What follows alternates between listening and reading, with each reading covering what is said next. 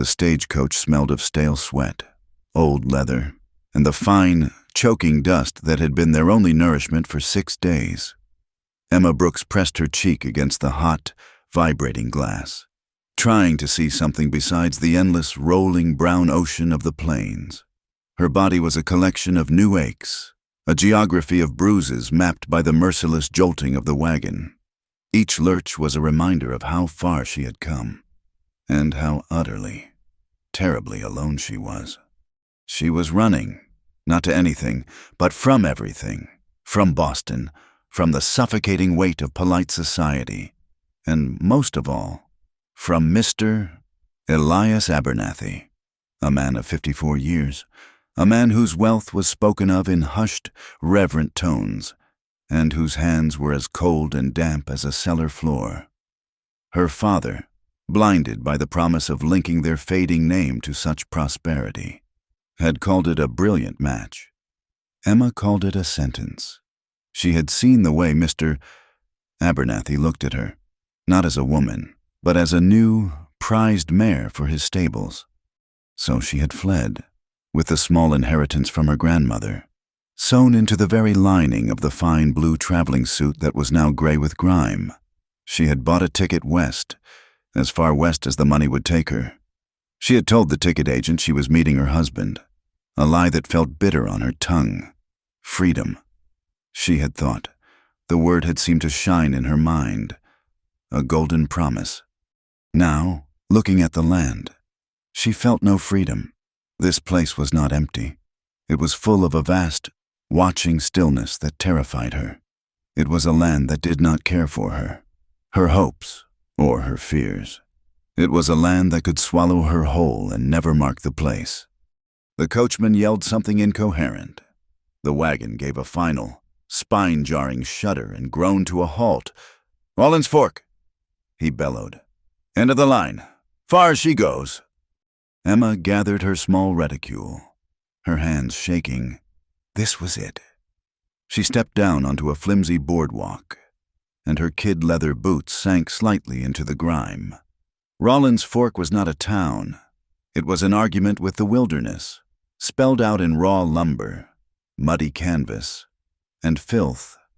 The main street was a river of ankle-deep mud, populated by 3 saloons, 1 general store, a blacksmith's forge that rang with a desperate clang, and a dozen other hopeful, failing structures.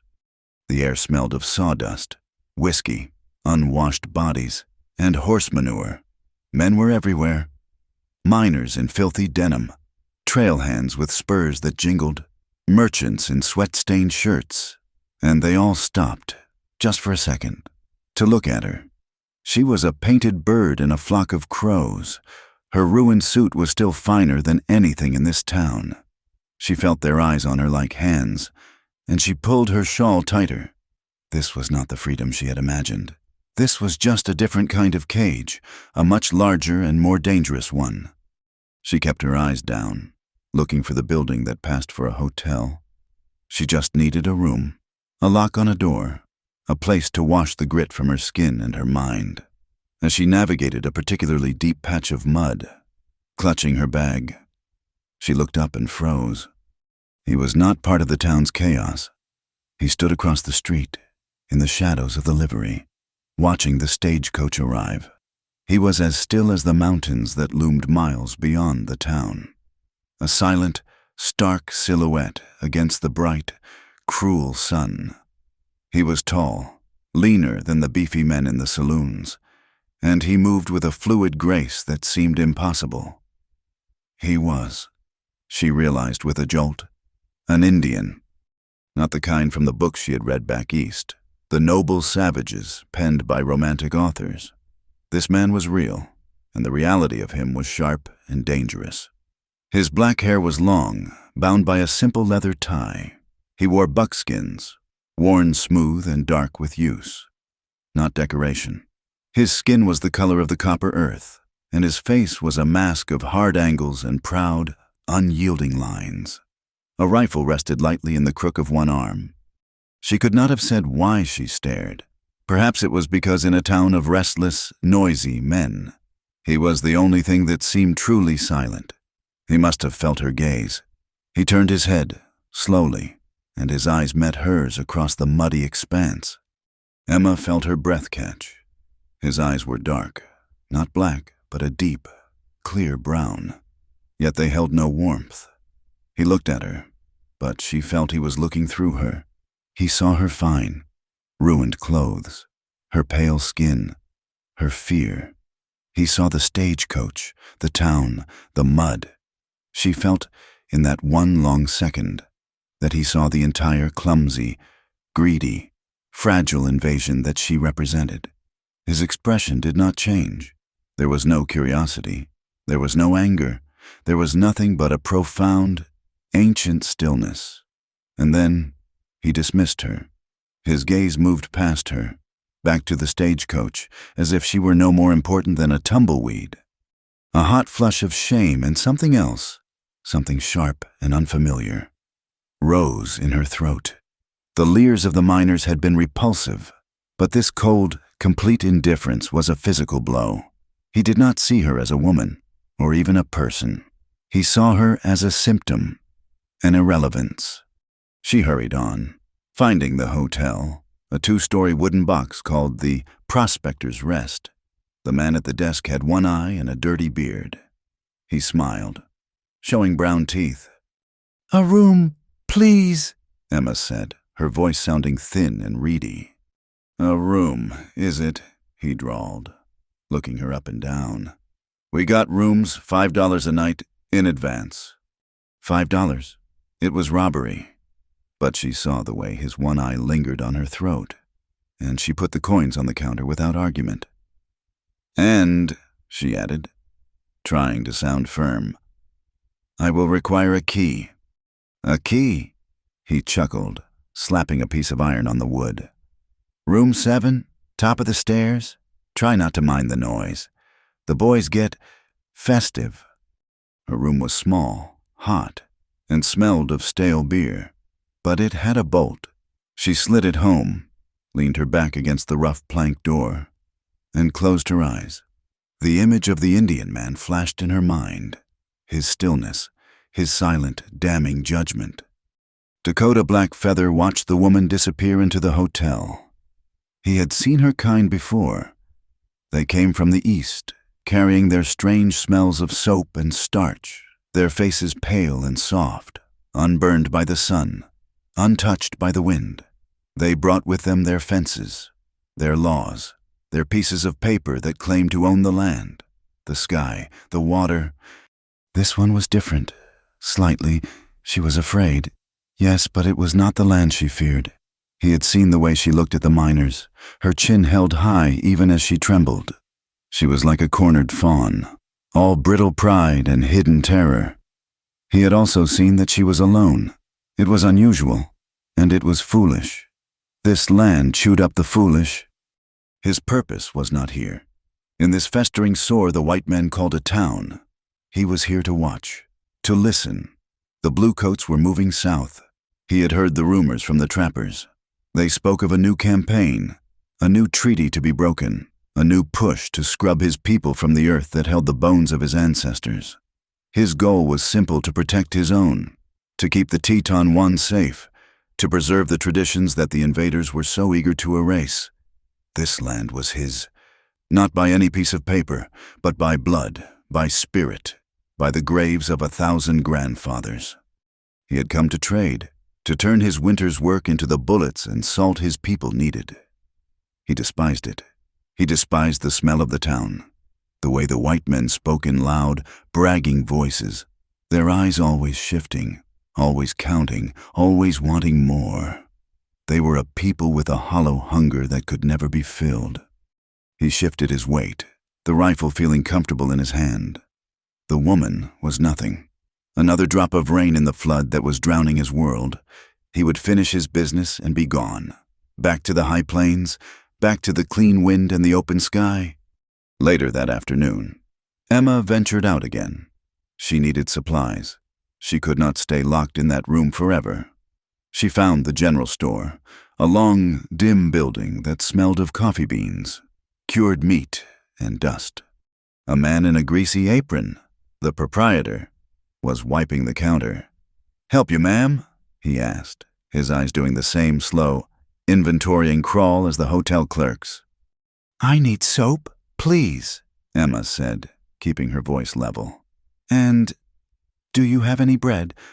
"Got soap. Bread's a day old. 10 cents a loaf." He moved with deliberate slowness, as if her presence was an inconvenience he had to tolerate. "You new here, having just arrived on the stage?" "Yes," Emma said shortly. "Husband meeting you." "I am meeting him later," she lied. Ah, the man, satisfied, plopped a bar of harsh lye soap on the counter. "That'll be 30 cents total." As Emma reached into her reticule, the bell above the door jangled, cutting through the heavy silence. The proprietor looked up, and the oily smile vanished from his face. It was not fear, exactly. It was a different kind of respect, a grudging, careful respect. Dakota Blackfeather stepped inside. The store, which had seemed large, suddenly felt small and crowded. He filled the space, not with size, but with presence. He moved past Emma as if she were not there, his moccasins making no sound on the wooden floor. He stopped at the counter a few feet away from her. He said nothing. He unslung a bundle from his back and laid 3 perfect beaver pelts on the counter. The fur was thick and dark, shimmering even in the dim light. The proprietor swallowed. "Well now, Blackfeather, those are prime, right prime." Dakota just waited, his dark eyes fixed on the man. His face was impassive. "Right," the proprietor said, his voice now brisk. He weighed the pelts, squinted at his scale. Call it $10 in trade, or $6 in cash." Dakota held out his hand, palm up. He did not want their cloth, their canned beans, their sugar. He wanted their money. The proprietor's face soured, but he counted out 6 silver dollars, placing them one by one into the warrior's hand. "Always a pleasure," the proprietor said, with no pleasure in his voice at all. Dakota closed his hand around the coins. He turned to leave. He would have to pass Emma, who was still standing by the counter, her own small purchase forgotten. She held her breath. She could see the fine, detailed beadwork on his tunic, the way a single feather was tied in his hair. He smelled of pine smoke, of leather, and of the wild, clean air she had only tasted from the coach window. He walked past her. His shoulder did not brush hers, but she felt the air stir. He did not look at her. He did not acknowledge her existence in any way. He was a stone, and she was water, and he simply passed through without a ripple. The bell jangled again, and he was gone. A long, slow breath eased out of the proprietor. He turned back to Emma, his bravado returning, but it was weaker now. "Now then, ma'am, that was 30 cents. Emma paid, her hands trembling slightly. She gathered her soap and her bread. When she stepped back out onto the boardwalk, the street seemed louder, the men coarser, the sun hotter, but all she could see was the empty space where the warrior had stood. She had come west seeking freedom, imagining a place where she could be her own person. Away from the rigid expectations of Boston, she had found, instead, a raw, violent land of men who saw her as prey. And she had met one man who did not see her at all. She did not know which was worse. She walked back to her small, hot room, the new knowledge settling in her heart like a cold stone. This land was not hers.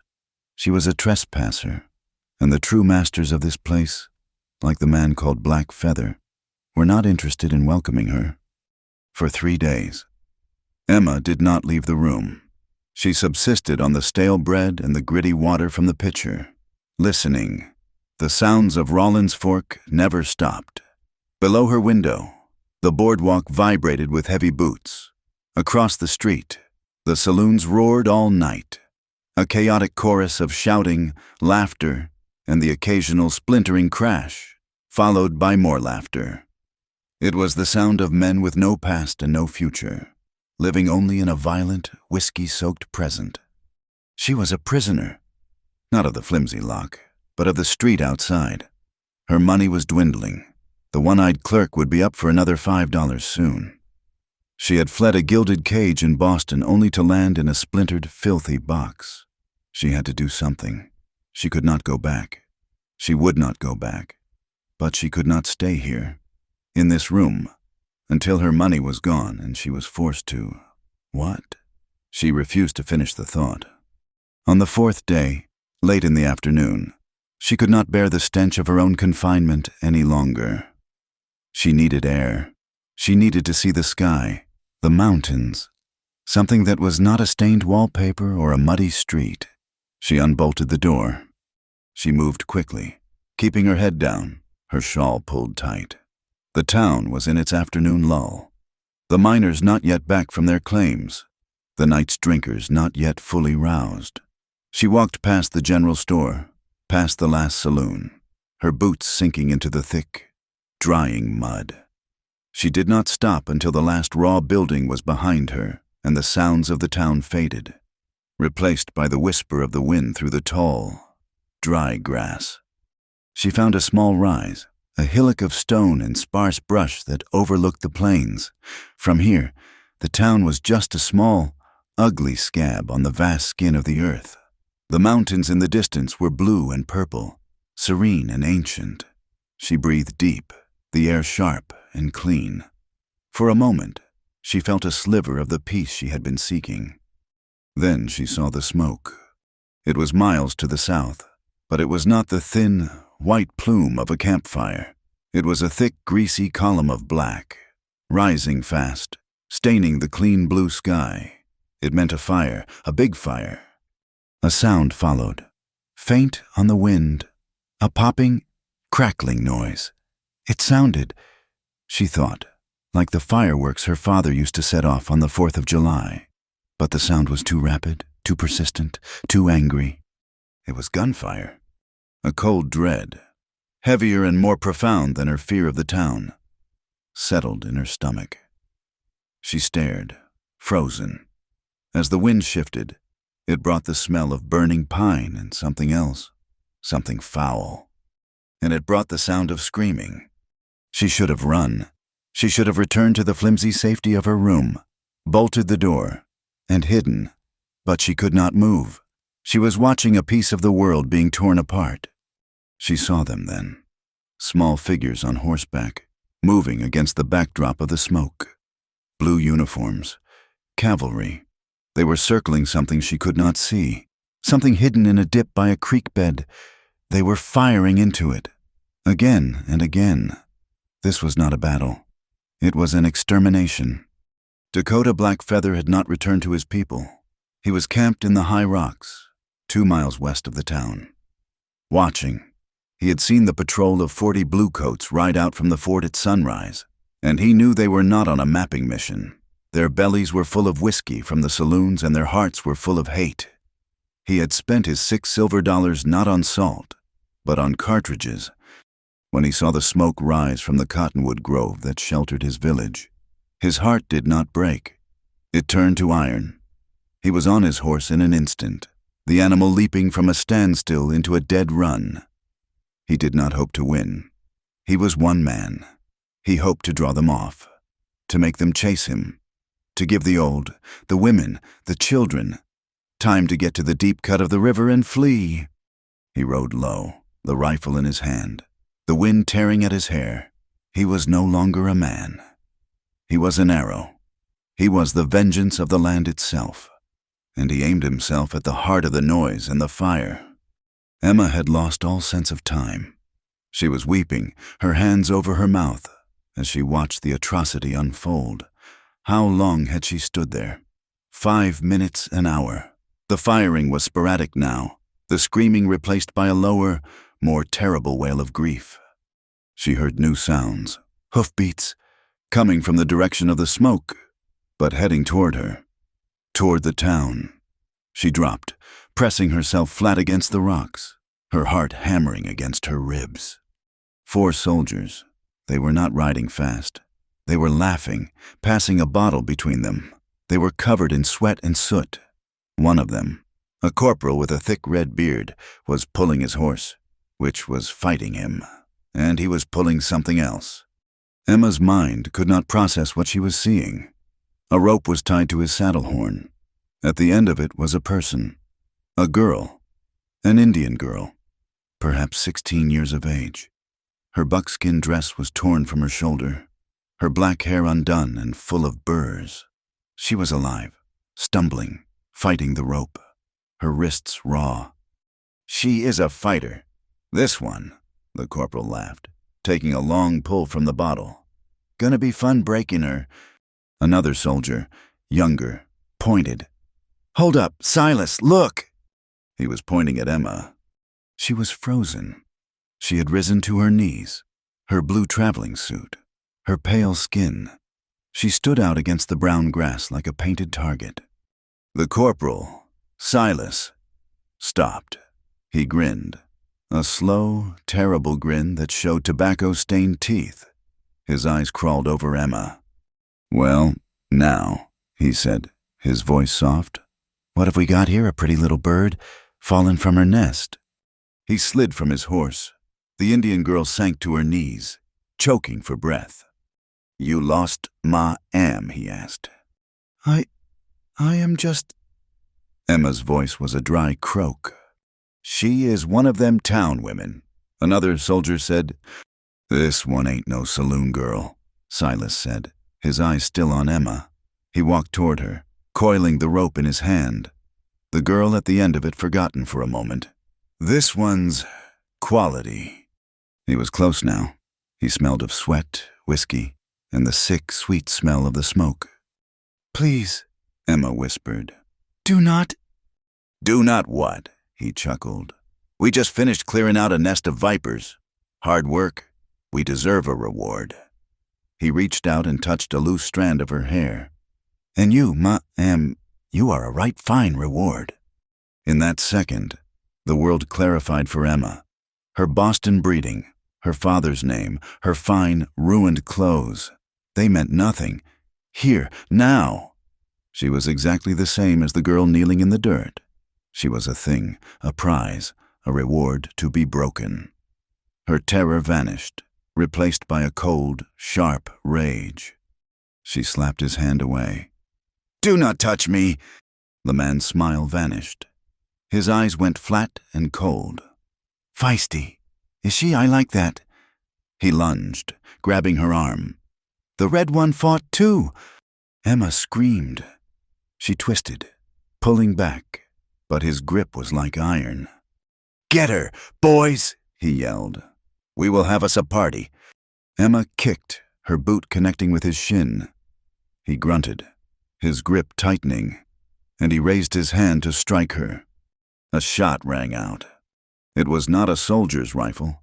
It was a sharper, flatter crack. The corporal grunted, his eyes wide with surprise. He looked down. A red stain was blooming on his blue shirt. He released Emma and pitched forward onto his face. "Ambush!" one of the soldiers yelled, fumbling for his own rifle. Dakota Blackfeather stood on a ridge 50 yards away. He had seen the bluecoats, seen the girl, his sister. Whispering wind. His heart was a hot stone of hate. He had fired. He worked the lever of his rifle, firing again. The second soldier screamed as the bullet took him in the leg. His horse rearing, the other two scattered, firing wildly into the rocks.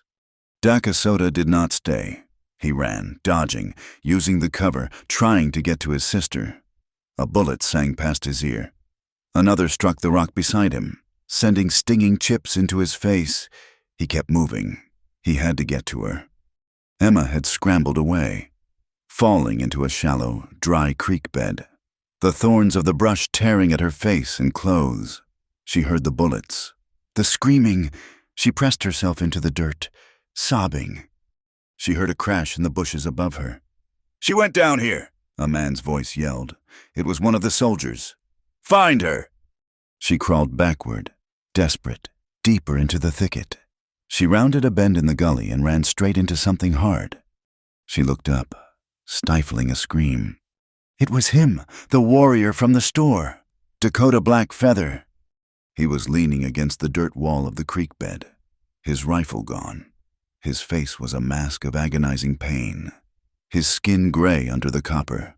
A dark, wet stain was spreading across his left side, high on his chest. He saw her. His eyes, no longer indifferent, were blazing with pain and a hatred so pure it stopped her breath. He thought she was with them. He had a knife in his hand, and he tried to raise it, his arms shaking. "Get away," he hissed. "No," Emma whispered, frantic, pointing back the way she had come. "They are chasing me, the soldiers. They are right behind me." His eyes widened, confusion battling the pain. He heard the crashing in the brush, the curses. Where is she, the little witch? Dakota looked at the sound, then back at Emma. He understood. She was not one of them. She was just another victim. He cursed in his own language, a low, bitter sound. He tried to push himself off the wall, to stand, to meet them. He took one step, and his leg buckled. The blood loss was too much. He was finished. The soldier appeared at the top of the embankment, the one whose leg Dakota had shot. He was crawling, dragging himself, his face white with pain, but his rifle was in his hands. "There you are," he panted, seeing Emma. Then his eyes shifted, and he saw Dakota. A slow smile spread across his face. "And look, you found her red-skinned lover. Good, I will kill you both." He raised the rifle, steadying it on the ground. He was aiming at Dakota. It was an easy shot. Emma did not think. Her hand closed around a rock in the creek bed, a heavy, sharp-edged piece of granite. She stood up. "No!" she screamed, and she threw it with all the force in her body. It was a clumsy throw, but it was desperate. It struck the soldier in his wounded leg. He howled, a high, thin sound, and his rifle fired. The bullet went wide, thudding into the dirt wall, showering them with dust. "You witch!" he shrieked, fumbling to reload. But the sound, the scream, had bought them a second. Dakota lunged, not at the soldier, at Emma. He wrapped his arm around her waist, pulling her bodily with his last ounce of strength, down, behind a large boulder just as another shot rang out, chipping the stone where they had been. "Stay down," he commanded. His voice was a harsh grate, all air and agony. There was shouting from above. "Leave 'em! Pike Captain's calling the retreat! We got what we came for!" The sound of horses, moving away, fast. The man, Pike, cursed, but he began crawling away. Then, silence. The silence was worse than the noise. It was heavy, thick with the smell of gunpowder and the distant, rising wail of mourning from the burning village. Emma was breathing in huge, shuddering gasps. She was pressed against the dirt.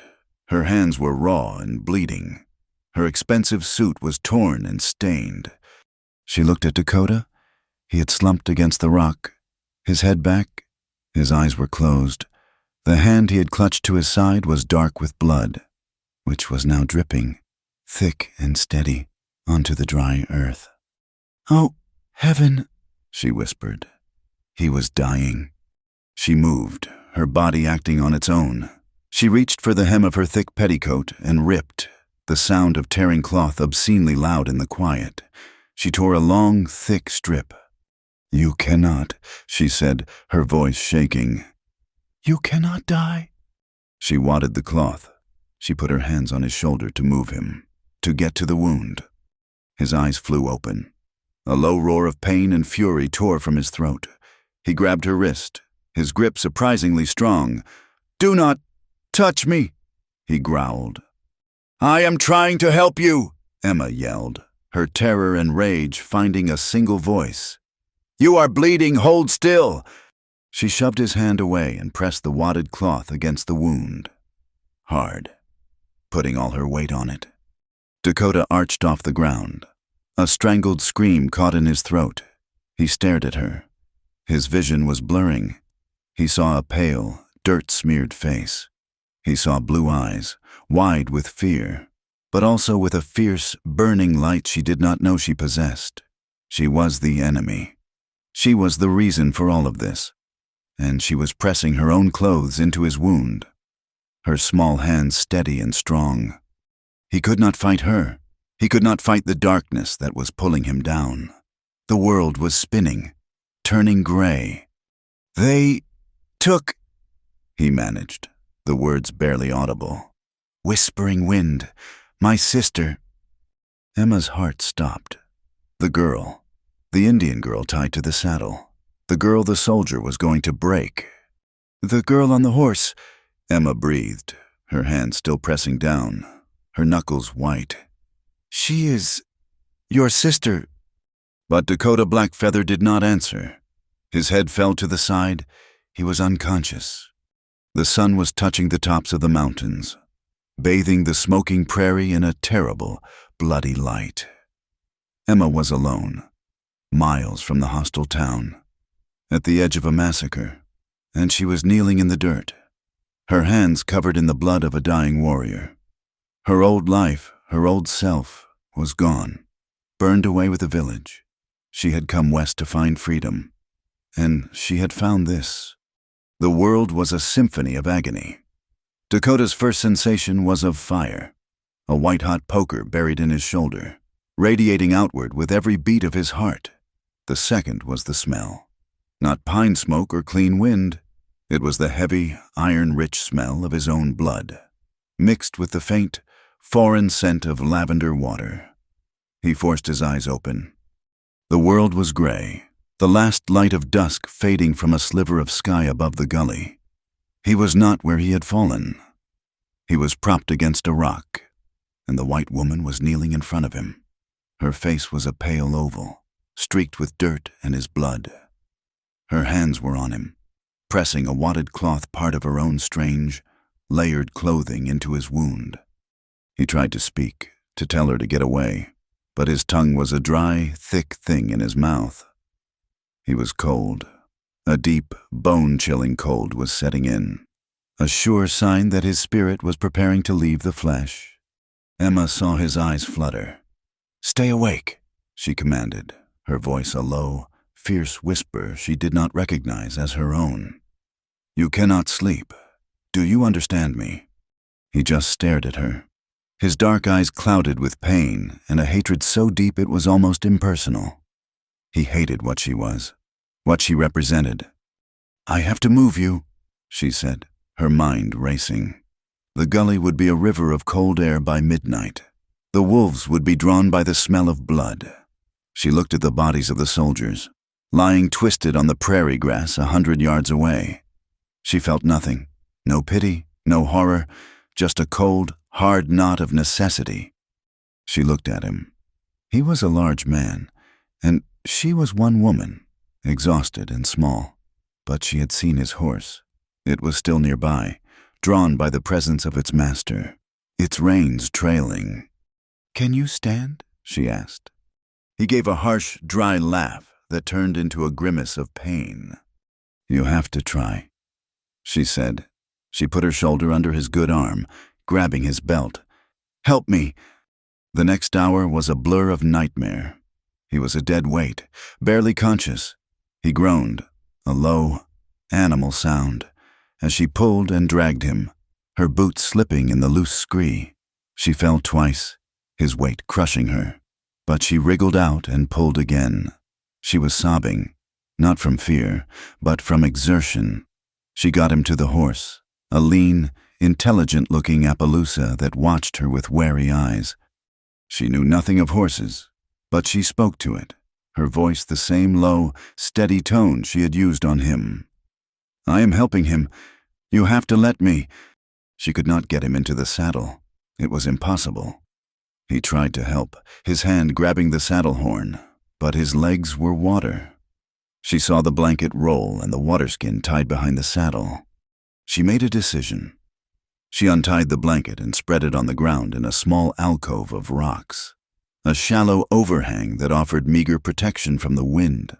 She half dragged, half lowered him onto it, His teeth were chattering. She retrieved the water skin and knelt beside him. "Drink," she said, lifting his head. He drank, greedy and spilling, the water reviving him for a moment. His eyes focused on her. "My sister," he whispered, the words thick, whispering wind. "I know," Emma said, her throat tight.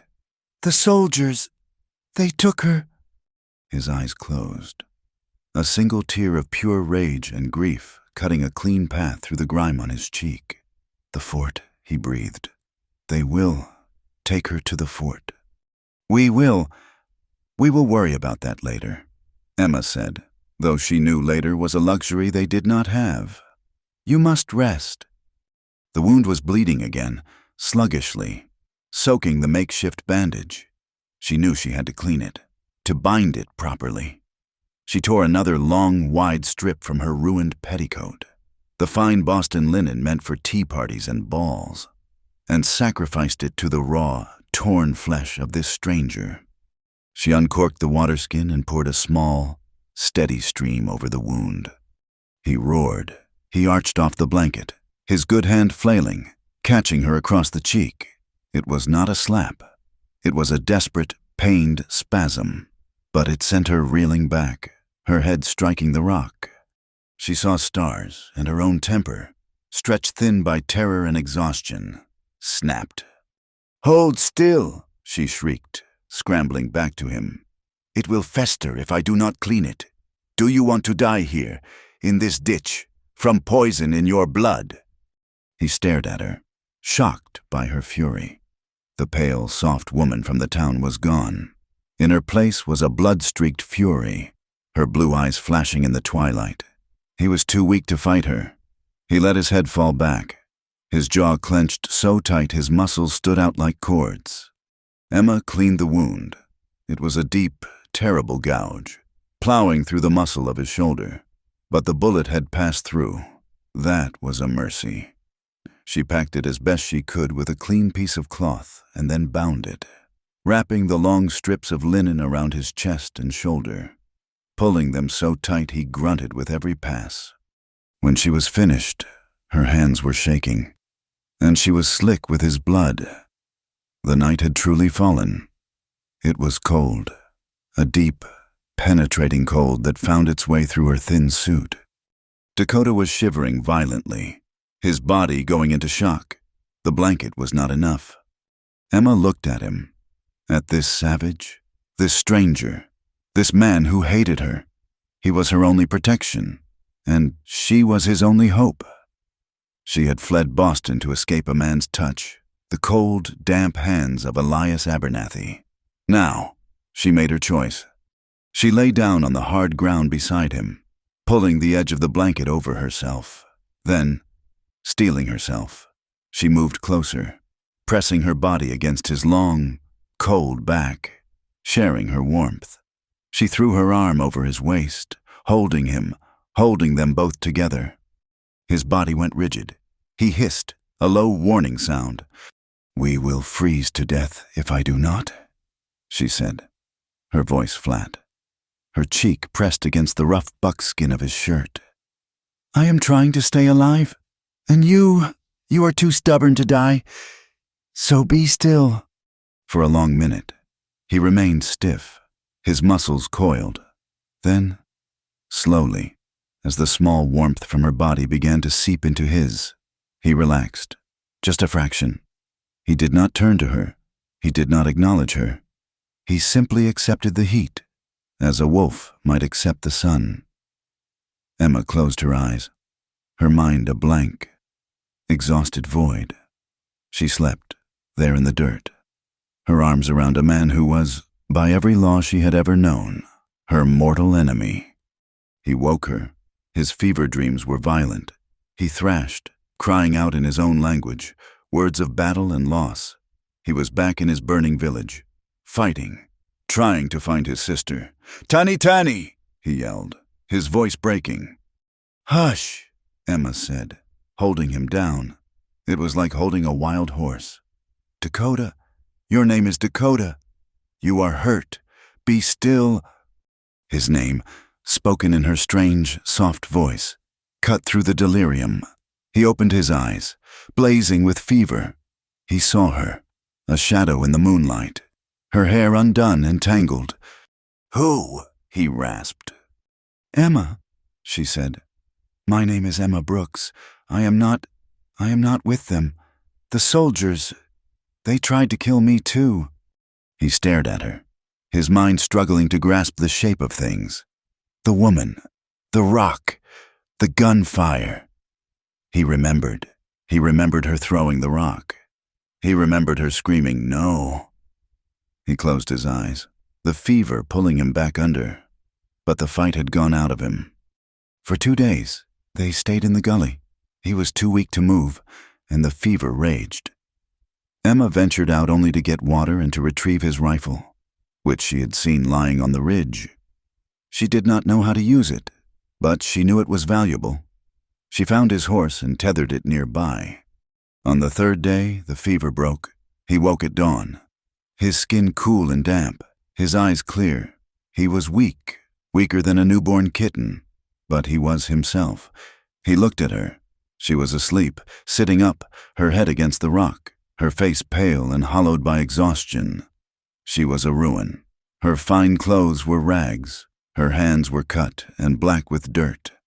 He hated needing her. He hated this debt. He hated that she had seen him so low.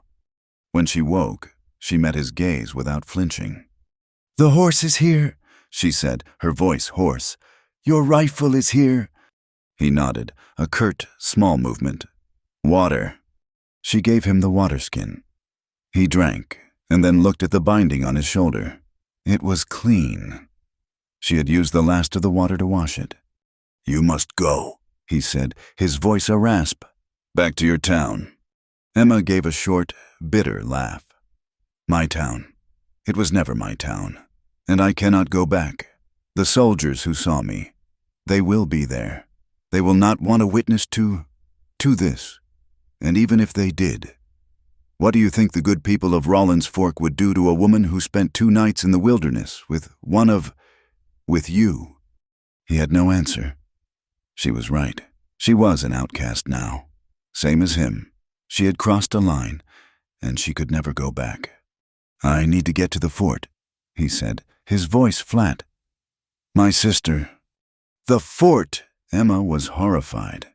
"That is where the soldiers are. They will kill you." "They will not look for me to come to them," he said. "They think I am dead, or that my people are all scattered." His eyes were hard. "I will not leave her." "You cannot even stand," Emma said, not unkindly. "How will you get to the fort?" His eyes locked on hers. "You," he said, "you will help me." And so began the strangest journey of Emma's life. It took all of her strength, but she got him onto the horse. He slumped in the saddle, barely able to hold on, his face a mask of gray pain. She led the horse, walking beside him, holding his leg to keep him steady. He did not speak, except to give directions. "Not the plain, the rocks. Stay in the shadows." He was teaching her. He taught her to walk on the balls of her feet, to step on stone instead of dry leaves. He taught her to look for the flick of a rabbit's ear, the circle of a hawk high overhead. He taught her to be silent. They found a small, hidden cave he knew, a place he used for hunting. It was dry, sheltered, with a small spring nearby. Here they rested. Here he began to heal. And here the conflict truly began. He was a warrior, and he was used to command. She was a lady, and she was used to a different kind of authority. "The fire is too big," he rasped one night, as she fed sticks into the small blaze. "Only a fool makes a fire that can be seen." "It is dark, and I am cold," she retorted, her patience worn thin. "And you are still shaking. We need the warmth." "Warmth is not worth a bullet," he said. He pushed himself up, his face tight with the effort, and showed her how to build a small, smokeless fire in a pit, one that burned hot at the center and gave off almost no light. He watched her move. She was clumsy. Her Eastern life had taught her nothing of value. She did not know how to find food, how to set a snare, how to read the land. "You call yourself free," he said one afternoon, his voice stronger. He was sitting up, restitching a tear in his moccasin with an awl and sinew. "I am," she said, startled. "I left. I am free of my old life." He shook his head, a small motion of contempt. "You are not free. You are just untied. You are a leaf in the wind. You know nothing. You cannot feed yourself. You cannot protect yourself. You depend on me." The last word was bitter. Freedom is not a place. It is a skill. It is knowing the world and your place in it. Your people, they are not free. They live in boxes and they are afraid of the sky. His words stung. Because they were true. She had fled Boston seeking an idea, and she had found a reality that was far harder. But she would not be cowed. "And you," she shot back. "Are you free? You are bound by all of this, your traditions, your anger, your past. You are just as trapped as I was. You cannot see any world but your own." He looked at her. His eyes narrowed. No one had ever spoken to him this way, least of all a woman, and a white woman at that. He saw that her fear of him was gone. She was no longer afraid. She was angry. And she was strong, in a way he had not understood. She had the strength of a weed, the kind that grows in the crack of a rock. "My anger," he said, his voice low and dangerous, "is for my people, who are murdered for their own land. My traditions are all that keep us from becoming you." The chasm between them was vast. 1,000 years of different worlds. He saw a soft, ignorant woman who had blundered into a war she could not understand. She saw a proud, stubborn man, blinded by his own pain, who refused to see her as anything but an enemy, even as she saved his life. But in the long hours of that enforced closeness, something shifted. She told him about Boston, about the rigid rules, about a life where a woman's only value was in the man she married. He listened, his face impassive, but he was listening.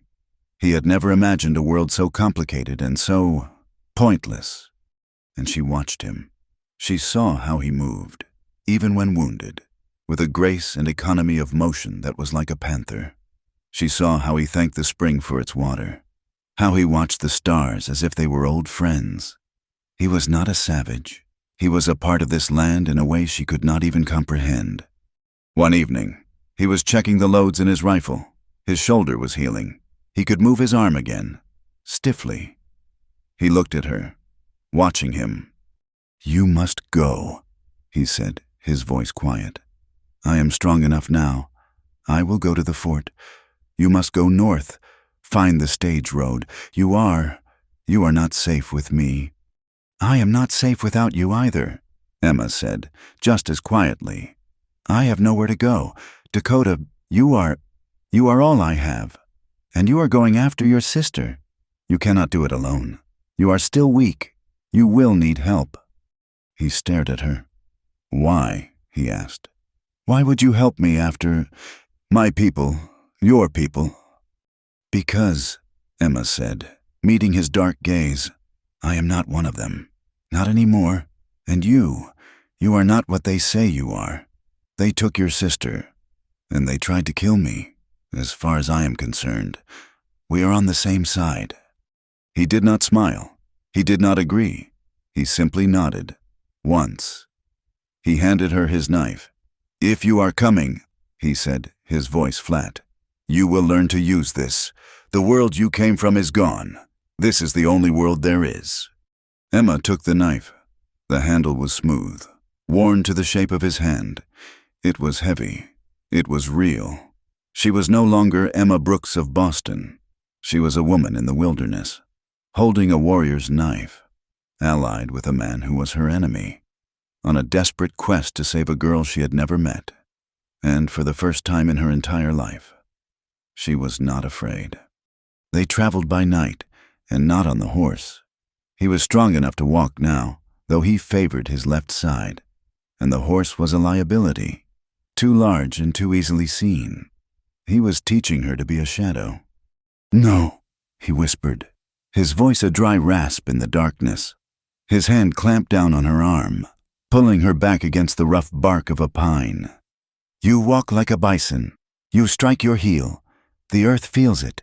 Your enemies feel it." Emma froze, her heart hammering. His body was pressed against her back, a shield of warmth in the cold night air. She could feel the hard, lean muscles of his chest, the steady thud of his heart. It was the closest they had been since she had shared her warmth to save him from the cold. But this was different. This was not nursing. This was training. "How?" she whispered back, her breath catching. His hand moved from her arm to her waist, his touch firm, impersonal, and yet it sent a jolt through her skin. "This is your center," he breathed, his lips close to her ear. "You move from here, your feet. They do not strike. They touch. They ask permission of the ground. Listen." He was silent. She held her breath, and she heard it, the faint call of an owl, the rustle of a mouse in the dry leaves. 50 feet away, the wind. She had never heard the night before. She had only heard its threats. I hear it," she murmured. "Good," he said. He released her, and the absence of his touch left her suddenly cold. "Now move, and do not let me hear you." They spent 2 nights like this, moving, watching. He was relentless. He pushed her until her legs burned and her lungs ached, and she did not complain. She was a different woman from the one who had stepped off the stagecoach. That woman was dead, burned in the fire of the Teton One village. This woman was a survivor. They reached the hills overlooking the fort. It was a scar of cut timber and sharp angles, a monument to the invaders. Lit by lanterns, soldiers walked the ramparts.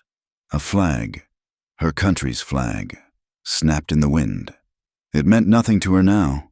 It was the banner of her enemy. They lay on their bellies in the rocks for an entire day, taking turns watching. The cold seeped into their bones. But they did not light a fire. They ate strips of dried meat he had in his pack, and she watched him. He was focused, his eyes scanning the fort with an intensity that was frightening. He was memorizing routines, sentry patterns. She studied his profile against the sky, the hard line of his jaw, the proud bridge of his nose, the way his long black hair was tied back. He was, she thought, beautiful. Not in the soft, polite way of the men in Boston. He was beautiful like a wolf, or a storm, a dangerous, wild beauty that matched the land. "There," he said, his voice low.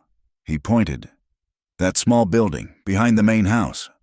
Emma squinted. It was a squat, windowless structure, likely a storehouse. "He is a captain," Dakota said, his voice flat, devoid of emotion. "A man of status. He will not put her in the stockade with the drunks and the thieves. He will keep her separate, like a prize." The word struck Emma like a physical blow. Prize. The word the red-bearded soldier, Silas, had used for her. A right fine reward. She suddenly understood. She understood the particular, vile terror that Whispering Wind was facing. It was not just capture. It was possession. "How will we— What is the plan?" she asked. He looked at her, his dark eyes unreadable in the twilight. "I do not have one. Not yet. I watch. I learn. And when the time is right, I will strike." "You cannot go in alone," she said.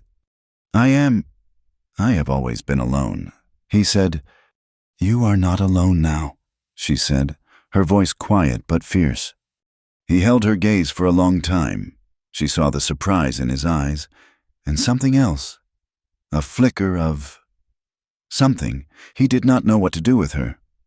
She was white, but she was not his enemy. She was weak, but she was strong. She was a contradiction he could not solve. "We need food," he said, turning back to the fort, the moment broken. "The dried meat is gone. I cannot hunt. A gunshot would bring them all." "I can go," she said. He did not answer. "I can go back to Rollins Fork. I still have money." This time he did turn, his movement sharp. "No, it is foolishness. The soldier who crawled away, Pike, he is there. He will know you." "What will he say?" Emma argued, her own logic surprising her. "That he tried to assault me, and my redskin lover shot him. He will not want to tell that story. He will be a laughingstock." Dakota stared at her. A faint, almost imperceptible trace of respect entered his eyes. She was learning to think like a survivor. "He will still be dangerous," he said. "I will be careful," she insisted. "I will buy flour, salt, bandages, real bandages, your wound. It needs to be cleaned properly. I will say I was lost, that I wandered in the wilderness." She looked down at her ruined, filthy suit. "It is a story they will believe." He knew she was right. He was healing, but the wound was angry, and he needed food, real food, to regain his strength for what was to come. He hated this. He hated relying on this woman, this outsider, but she was right. "Go at dawn," he said, his voice curt. "They will be asleep or drunk. Be quick. Buy what you need and come back. Do not talk to anyone." "I will," she said. He reached into his boot and pulled out his knife. He did not hand it to her. He held it, looking at her. "You have no weapon." I will not need it," she stammered. "You will take it," he said. He laid it flat on his palm and offered it to her. "Hilt first. If they try to stop you, you know what to do." She remembered his hand on her wrist, showing her the motion. Up, under the ribs. She shivered. She took the knife. It was still warm from his body. She slid it into the waistband of her tattered skirt. She left him in the rocks and walked the 5 miles back to the town. The sun was just rising, painting the sky in shades of pale pink and orange. Rollins Fork looked as she remembered it, ugly, raw, and dangerous. She pulled her shawl over her head, hiding her face as best she could, and stepped back onto the boardwalk. The town was quiet, as he had predicted. A few drunks were asleep in the mud. The one-eyed clerk was snoring in his chair at the hotel desk. She slipped past, her new silent steps serving her well. She went to the general store. The proprietor was sweeping the porch, a look of profound boredom on his face. When he saw her, his jaw dropped. The broom clattered to the boardwalk. "Saints above," he breathed, staring at her. Miss Brooks, we thought you were dead. We thought the Indians got you." I was lost," Emma said, pitching her voice to sound weak, frightened. "I ran. When I heard the shooting, I have been in the hills." "For days," he looked at her, his eyes taking in her torn clothes, her matted hair, the dark circles under her eyes. You look, well, you are lucky to be alive. Ma'am, plumb lucky." "I need supplies," she said, her voice trembling, though not all of it was an act. "Please, flour, bacon, salt, and bandages, and carbolic soap." Of course," he said, bustling inside, eager to be of service to such a miracle, a woman who had survived the wilderness. It was a story he could tell for a month. She gathered her supplies, her hands shaking as she pulled the precious, hidden coins from her dress. She paid him, her eyes on the door. She just wanted to leave. "You best be careful, ma'am," the proprietor said, bagging her goods. "Them soldiers from the fort are in town. Say they had a run-in with Blackfeather himself. Killed a dozen of his heathen. But that devil, he shot 3 soldiers, killed one, that corporal, Silas, a mean one. He was good riddance, if you ask me." Emma's blood ran cold. "Silas, the red-bearded man, dead." She felt a grim, cold satisfaction. "There is another one," the proprietor continued, leaning in conspiratorially. "That one, Pike. He is over at the saloon now. Got his leg shot up bad. He is telling some wild story." The bell above the door jangled. Emma's heart stopped. It was not a jingle. It was a crash. As the door was thrown open, a man stood there, silhouetted against the bright morning light. He was leaning on a crude crutch, his right leg heavily bandaged. He was unshaven, his eyes bloodshot and filled with a raw, burning hate. It was Pike. He stared at Emma. The store went utterly silent. The proprietor's hand, which had been sliding a bag of flour toward her, froze. "You!" Pike whispered. The word was full of venom. Emma could not breathe. "That is her," he roared, pointing a shaking finger. "That is the witch I told you about." "Now, Pike," the proprietor said, his voice wary. "This here is Miss Brooks. She was lost. She just came back." "Lost," Pike gave a terrible, barking laugh. "She was not lost. She was with him with Blackfeather, the skin who shot me. She attacked me with a rock." Emma knew, in that instant, that her life depended on the next words she spoke. She looked at the proprietor, and she let her eyes fill with tears. She shrank back, clutching her bag of supplies, making herself small. I do not know him," she whispered, her voice breaking. "Please, I do not know what he is talking about. I was walking. There was gunfire. I was so scared. I just ran. I do not know this man." The proprietor looked at Pike, who was half mad with rage and whiskey. Then he looked at Emma, a pale, terrified lady in rags. "Pike, you are drunk," the proprietor said, his voice hard. "You are scaring the lady. Get out!" "Drunk," Pike shrieked. "I am not. I saw her. She was in the gully with him. She threw the rock. She is his. She is his." "Get out," the proprietor said.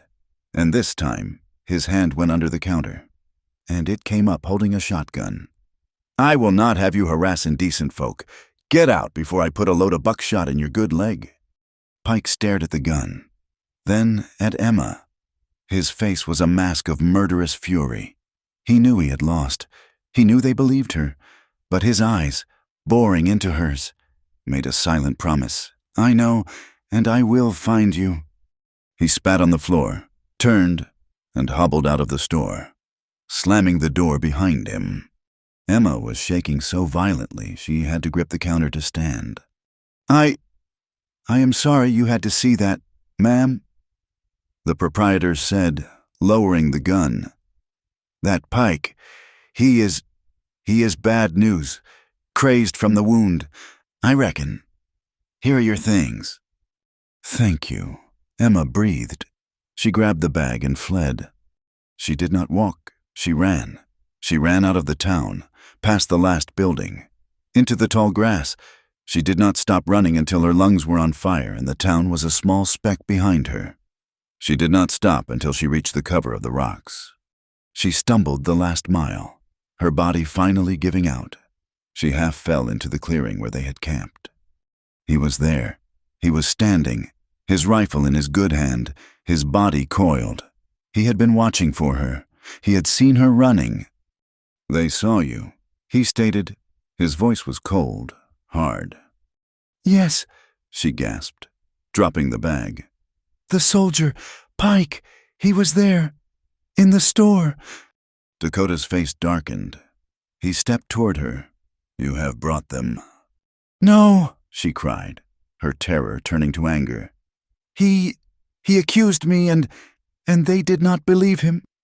"The store owner, he believed me. He pointed a gun at him. He made him leave." Dakota stopped. He looked at the heavy bag of supplies. Then he looked at her. Her face was streaked with tears and dirt, her chest heaving. She had faced him. She had faced the soldier, and she had won. She sank to the ground. the last of her strength gone. "But he knows," she whispered, looking up at him, her blue eyes wide with a new, colder fear. "He knows I am with you. He looked at me. I saw it in his eyes. He will not stop. He will come for us." Dakota looked down at her for a long, silent moment. She had not run. She had not fled back to the east. She had not betrayed him. She had bought them food. She had bought them time. He did not offer a hand to help her up. He did not offer words of comfort. He simply turned, walked to the waterskin, and brought it to her. He held it out. She took it, her shaking hands wrapping around it. She drank, the water cool and clean. "You did not run," he said, his voice quiet. "I have nowhere to run to," she answered, her voice hoarse. He nodded. Once. He took the knife from her waistband, where she had forgotten it, and slid it back into his boot. "Rest," he said. "We move tonight. The fort is no longer safe, and your soldier friend will be looking." She watched him turn away to check the supplies, his movements economical and precise. He had not thanked her. He had not praised her, but he had looked at her, truly looked at her. And she knew, in that moment, that the invisible, fragile thread that had tied them together, a debt of blood, a shared danger, had just been tempered into something hard, something like steel. They moved higher into the hills, into a landscape of stone and shadow. Dakota knew this land as he knew the lines on his own palm. He led her to a place where the wind had carved a hollow under a massive granite overhang, a shallow cave sheltered by ancient, twisted pines. It was nearly invisible, even from 100 yards away. "We wait here," he said. He slid the bag of supplies from his shoulder, his wound pulling, sending a fresh jolt of pain down his arm. He gritted his teeth and hid the grimace. "You are in pain," Emma stated. It was not a question. "Sit, I will look at the wound." He wanted to refuse. It was a weakness, this reliance on her. He was the warrior. He was the one who healed, but he was also practical. The wound felt hot, and the journey had been hard. He sat, his back against the rock, and unlaced the tattered linen from his shoulder. Emma prepared the new supplies, the carbolic soap, the clean white bandages, the bacon. She set about making a small, smokeless fire, as he had taught her, in a cleft of the rock. She fried the bacon, and the smell of the salt and fat was the most wonderful thing she had ever known. They ate, silently, ravenously. It was the first real food either of them had tasted in days. When they were finished, the sun was low, painting the rocks in hues of orange and deep purple. "Now," she said, her voice businesslike, "the wound." She knelt before him. She poured a little water from the skin onto a clean scrap of her linen and worked the carbolic soap into a lather. It will hurt," she warned. "I know pain," he said, his voice flat. He stared straight ahead, at the vast, empty plains below, bracing himself. Her first touch was hesitant. The skin around the gouge was red, angry, but her hand was steady. She began to clean the wound, her movements deliberate, gentle, but firm. He flinched, his muscles knotting under her fingers, a sharp hiss of breath escaping his teeth.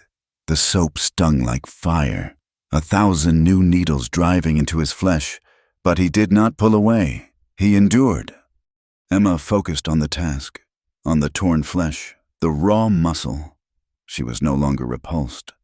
This was just work, a problem to be solved. She cleaned away the old blood, the grime of the gully, the dust of their journey. She saw the new, healthy pink of healing skin underneath the inflammation.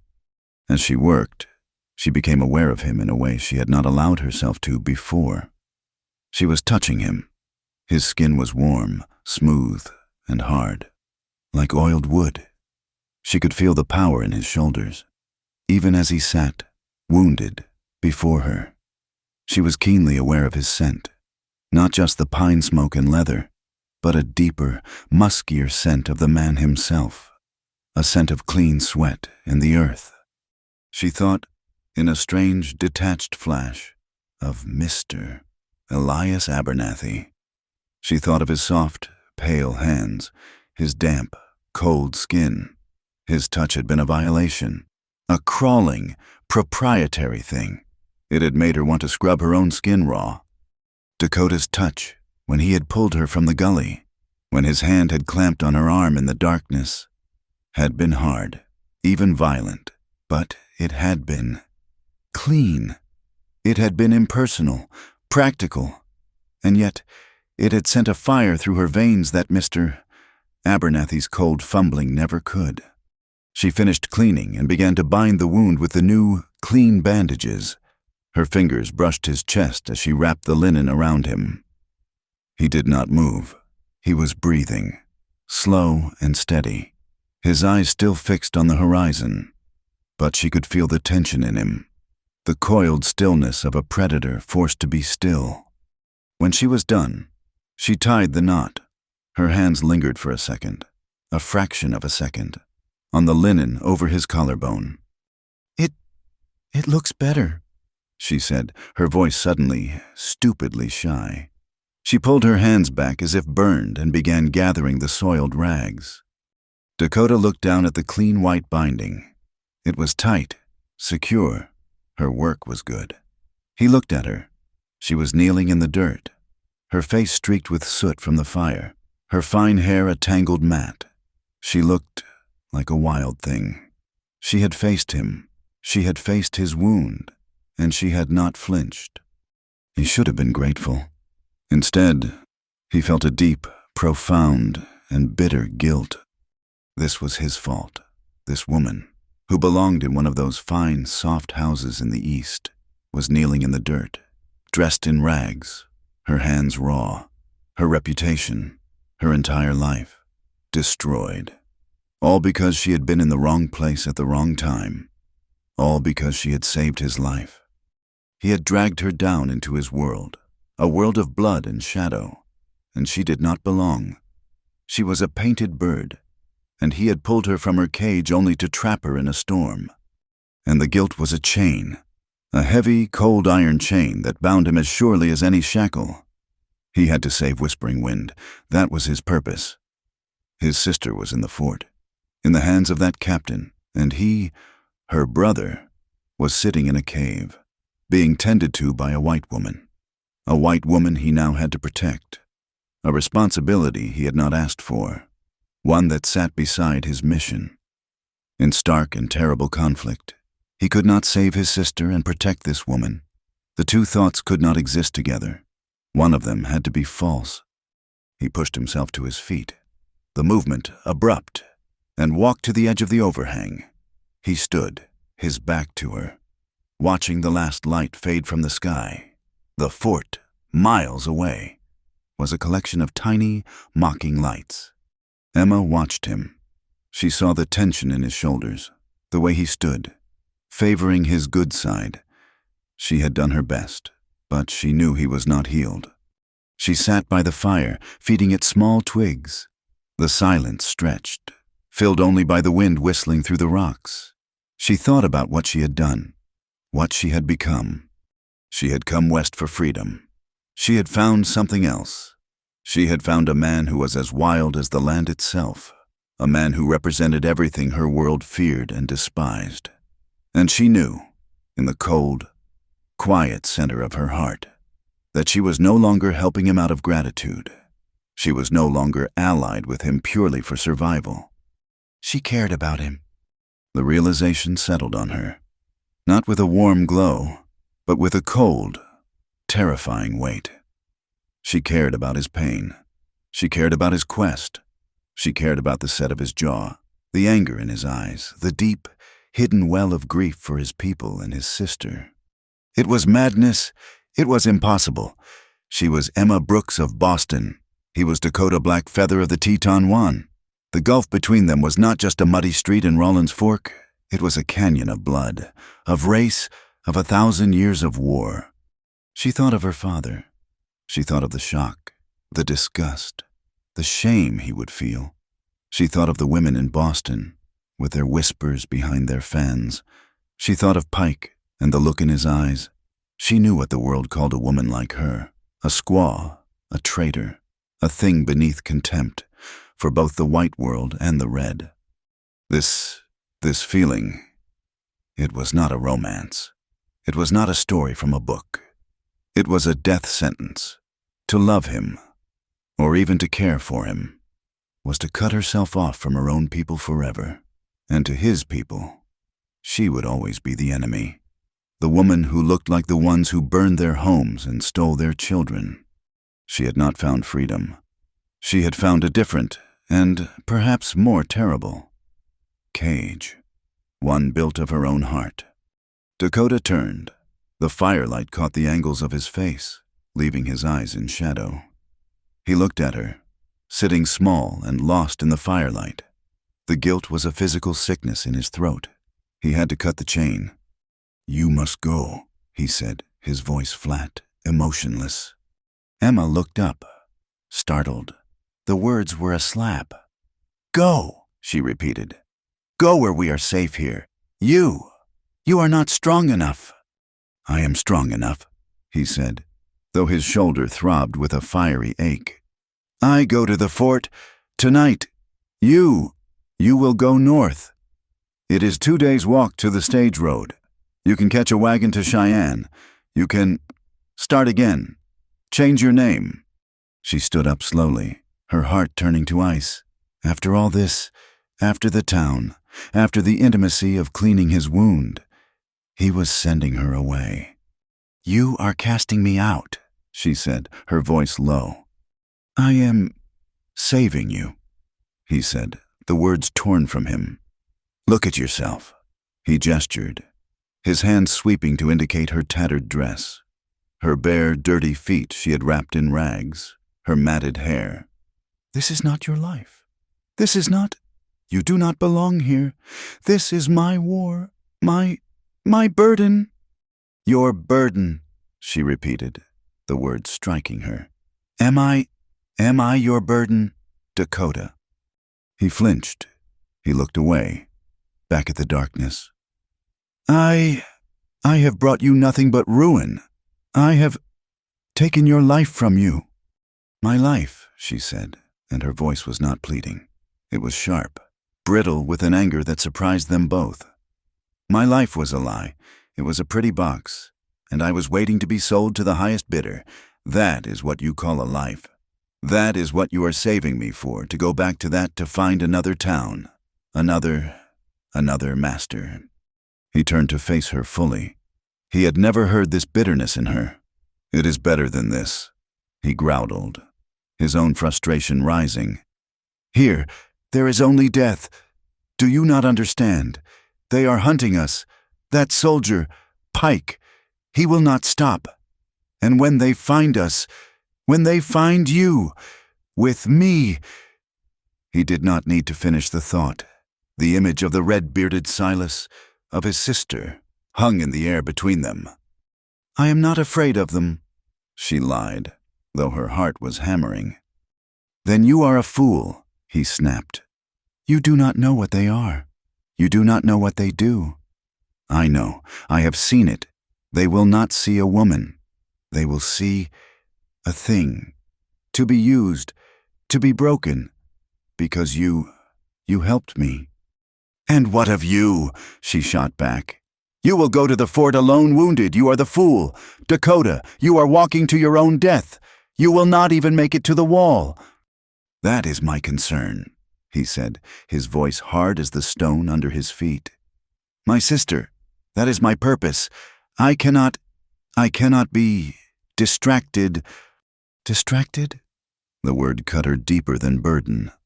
All her care, all her sacrifice, was just a distraction to him. "I see," she said, her voice dropping to a whisper. She felt the tears well, hot and angry. She would not let him see her cry. She turned her back on him, wrapping her arms around herself. He stared at her thin, proud back. He had hurt her. He knew it. And that knowledge twisted the guilt even deeper. He had wanted to drive her away, for her own safety. But he had not expected this. This pain, he did not know what to do with her pain. I am not a weakness, she whispered to the darkness. Emma, he said, her name sounding rough and unfamiliar on his tongue.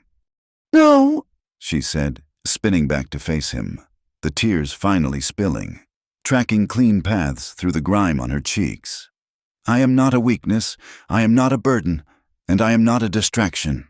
I am the reason you are still alive. I am the one who went into that town. I am the one who faced that soldier. And I am the one who is keeping that wound from poisoning you. You say you are strong enough. You are not. You would be dead in that gully if not for me. And you will be dead tomorrow if you try this alone. She was breathing hard, her small body vibrating with a fury that matched his own. He stared at her, stunned into silence. She was right. Every word she spoke was the hard, cold truth. He had been so wrapped in his own guilt, his own mission, that he had not seen her. He had seen her as a victim, a responsibility. He had not seen her as an ally. You need me, she said, her voice softening, but still fierce. You cannot do this alone, and I... She faltered, the true, terrifying reason caught in her throat. I have nowhere else to go. You are right. My old world is gone. The white world.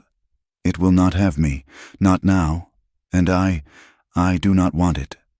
She looked at him, her gaze raw, vulnerable, but unbroken. So stop trying to send me away. I am not leaving. This is my life now. It is all I have. You, me, and finding your sister. He looked at her for a long, silent minute. The wind moaned through the pines. He saw the truth. She was trapped, but she was not a prisoner. She was a volunteer. She had chosen this. She had chosen him.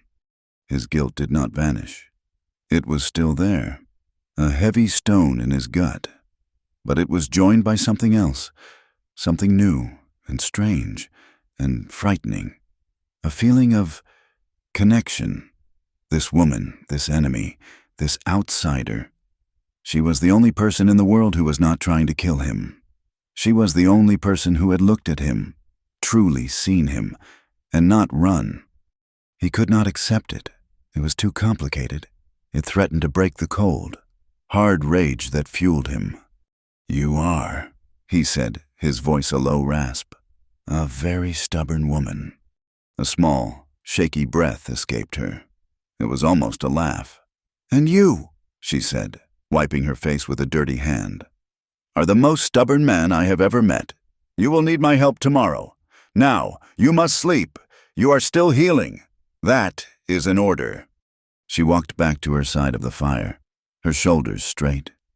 She sat and wrapped her thin blanket around her, her back to him. Dakota watched her. He was still lost. He was still torn. He was still guilty. But he was no longer alone. And he knew, with a certainty that chilled him to the bone, that was the most dangerous thing of all. He had a mission, and he now had a weakness he could not, would not send away. He did not sleep. He sat with his back to the stone, the rifle across his knees, and watched her. She had her back to him, wrapped in her thin blanket, a small, stubborn knot of resistance in the growing cold. He had hurt her. The words he had used to drive her away, burden, distraction, had struck home, and he had seen the wound he inflicted. It was a wound he did not know how to heal. He told himself it was for her own good. He was a dead man, walking a bloody path to a fort that would be his grave. He knew it. He would not drag her with him. Let her hate him. As long as she was safe, let her go north, find her own people, and forget this. Forget him. But the wind had other ideas. It rose from a moan to a high, thin shriek, a knife-edged sound that cut through the pines. The temperature, which had been merely cold, plummeted. This was the true high-country cold, the cold that killed. It poured into their shallow cave like a physical thing. a presence that stole the breath and turned blood to slush. The fire, which they kept small for safety, was useless against it. It was a tiny orange spark in a vast, encroaching ocean of black and ice. Emma shivered. She pulled her knees to her chest, wrapping the blanket so tight it was a second skin. But it was not enough. Her bones felt as if they were made of ice. She began to shake, a fine, uncontrollable tremor. Then, her teeth began to chatter, the sound sharp and desperate in the howling wind. Dakota watched. He was cold, too, but his body was hard. Conditioned by a lifetime of this, he was wearing his buckskins, and his blanket was thick buffalo hide. Cured by his own people, he could endure. She could not. He saw her, a pale thing in the dark, and his carefully constructed wall of anger and guilt began to crack. He could not let her freeze, not when he had warmth. He had dragged her from her world. He had accepted her help. He had eaten the food she brought. He owed her. The debt was a heavy, cold iron. He stood up, the movement silent. She did not hear him over the wind. He moved the 2 steps to where she huddled. "Move," he commanded, his voice a low rumble. She startled, twisting around, her eyes wide and fearful in the darkness. She looked like a trapped animal. "What?" He did not explain. He sat where she had been sitting and pulled her back against his chest, hard, trapping her between his body and the rock wall. Before she could protest, he unfurled his heavy buffalo robe and wrapped it around both of them, pulling the edges tight, cocooning them in a pocket of shared darkness. Emma went rigid. This was not the gully. He was not unconscious. He was very much awake, very strong, and he was holding her. His body was a solid wall of heat at her back. His chest was hard against her shoulder blades. His good arm was wrapped around her middle, holding the robe closed. His wounded shoulder was pressed against the stone, but he gave no sign of pain. "Be still," he ordered, his voice close to her ear, "or we will both freeze." She obeyed, because she had no choice. The cold was a more immediate enemy than the sudden, shocking intimacy of his embrace. Slowly, slowly, the violent shivering eased, the warmth from his body, trapped beneath the thick hide, began to seep into her. It was a slow, creeping miracle, a thaw that started in her spine and radiated outward. They sat in silence for a long time. The only sounds were the wind, a high, lonely wail, and the sound of their own breathing, magnified in the small, dark space. She was pressed against him, from her head to her knees. She could feel the steady, slow beat of his heart against her back. She could feel the hard muscle of his thigh against hers. He smelled of smoke and pine, and of something else, the clean, male scent of his skin. This was madness. She was wrapped in the arms of a man her people called a savage, a man who had, hours before, called her a burden, and yet she had never felt so safe, not in her father's house, not in the fine drawing rooms of Boston. Never. Here, in a hole in the rock, with a killer storm raging outside and a dying man at her back, she felt protected. He was just as rigid. He held her, telling himself it was practical. It was survival. But his body betrayed him. He was overwhelmingly aware of her. He could feel the shape of her, small and soft, against his hard frame. He could feel the silk of her tangled hair against his cheek. He had held her once before, in the gully, but he had been delirious. Now, he was clear-headed, and the sensation was a sweet, sharp agony. She was everything he was not. She was soft. She was from the world that was destroying his.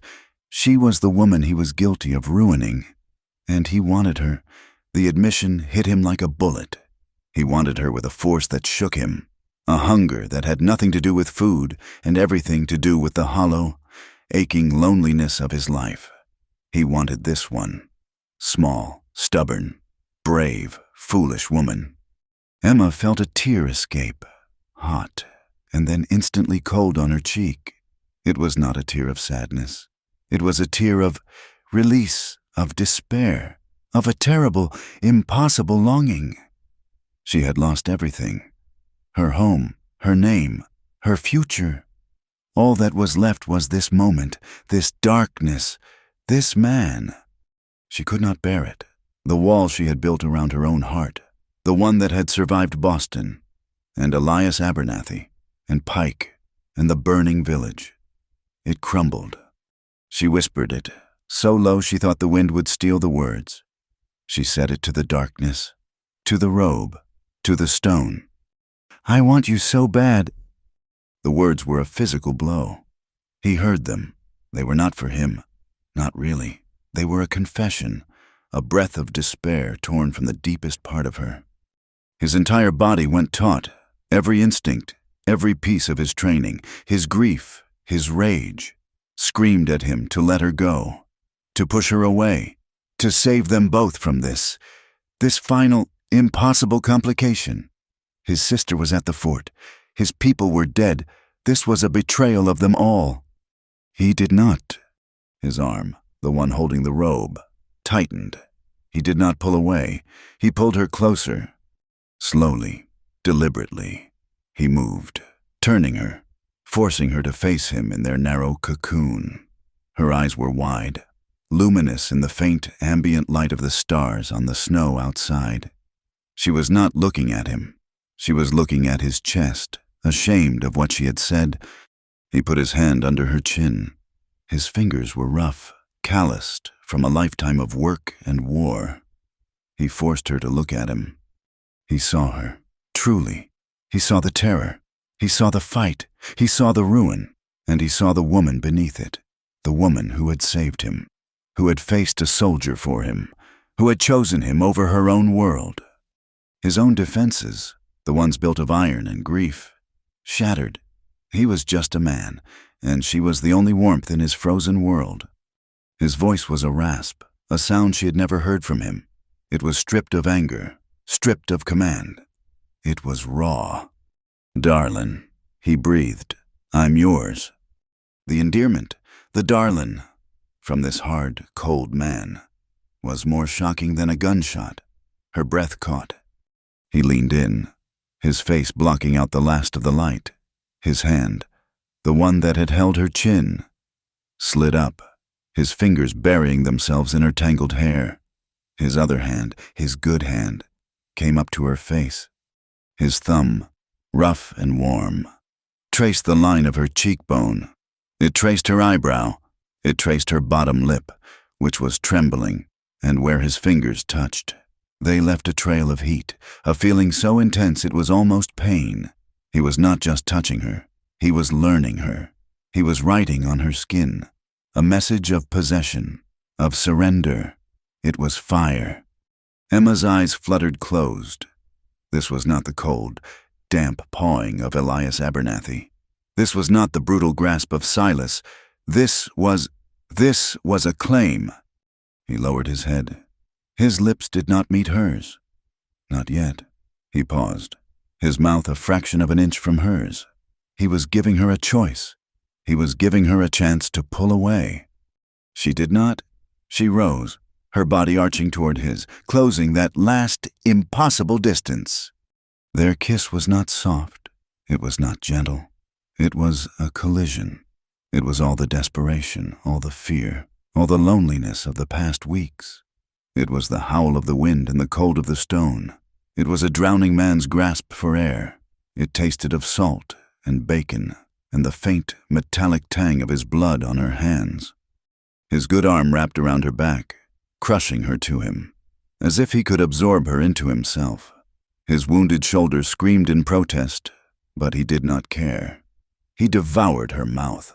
It was a kiss of rage and grief, and a hunger so profound he did not know it existed. Emma met his hunger with her own. She was not a passive prize. She was not a lady from Boston. She was a survivor. Her hands clutched his shirt, pulling him closer, her fingers digging into his back. She kissed him back with all the fury of her lost life, all the terror of her new one. She was staking her own claim. He broke the kiss, tearing his mouth from hers. He was breathing hard, his chest heaving. His forehead rested against hers. He was shaking. The strong, unmovable warrior was shaking. "Emma," he whispered, his voice a broken thing. It was a curse, a prayer, an admission. He kissed her again, but this time, the desperation was tempered with something else. A rough, aching tenderness. His hand moved from her hair, down her neck, his fingers tracing the line of her collarbone, which was sharp beneath her thin, ragged dress. His touch was a brand. She felt his fingers, so strong, so calloused, learned the shape of her. They moved with a slow, deliberate fire, over her shoulder, down her arm, to her hand. He laced his fingers with hers, his grip tight, possessive. The world was gone. There was no fort. There was no pike. There was no wind. There was only the darkness, and the heat, and the solid, real presence of this man. It ended, as it had to. The fire burned down, leaving a deep, pulsing ache. He pulled back, just enough to see her face in the gloom. The silence that fell was different. It was no longer the silence of enemies, or of allies. It was the heavy, loaded silence of something new. The world came rushing back. The wind, the cold, the mission. Dakota looked at her. Her lips were swollen, her hair even more undone. She looked like a woman who had been thoroughly kissed by him. The guilt surged, but it was different now. It was no longer the guilt of a stranger. It was the guilt of a man who had taken something, who had bound her to him in a way that could never be undone. Emma touched her own lips, her fingers trembling. She met his gaze. There was no shame in her eyes, only a deep, profound fear, and a deeper, more profound certainty. "This," she whispered, her voice hoarse. "This changes." "Nothing," he said, his voice rough. He had to say it. He had to hold on to the last piece of his mission. "My sister, the fort, that is still the only thing." "I know," she said, and then she gave him back his own truth, the one he had tried to deny. "It changes everything." He stared at her. She was right. He had crossed a line. He could no longer pretend she was just a burden he had to cast off. She was his, and he, God help him, was hers. This was not a secret to be hidden in a cave. This was a choice, and it had consequences. They could not go back. They could not be the people they had been an hour ago. He let go of her hand and sat back, though he kept the robe tucked around her. The warrior was back, but his eyes were different. The coldness was gone, replaced by a burning, resolved fire. "We cannot stay here," he said, his voice flat. "Pike is looking. The soldiers are at the fort.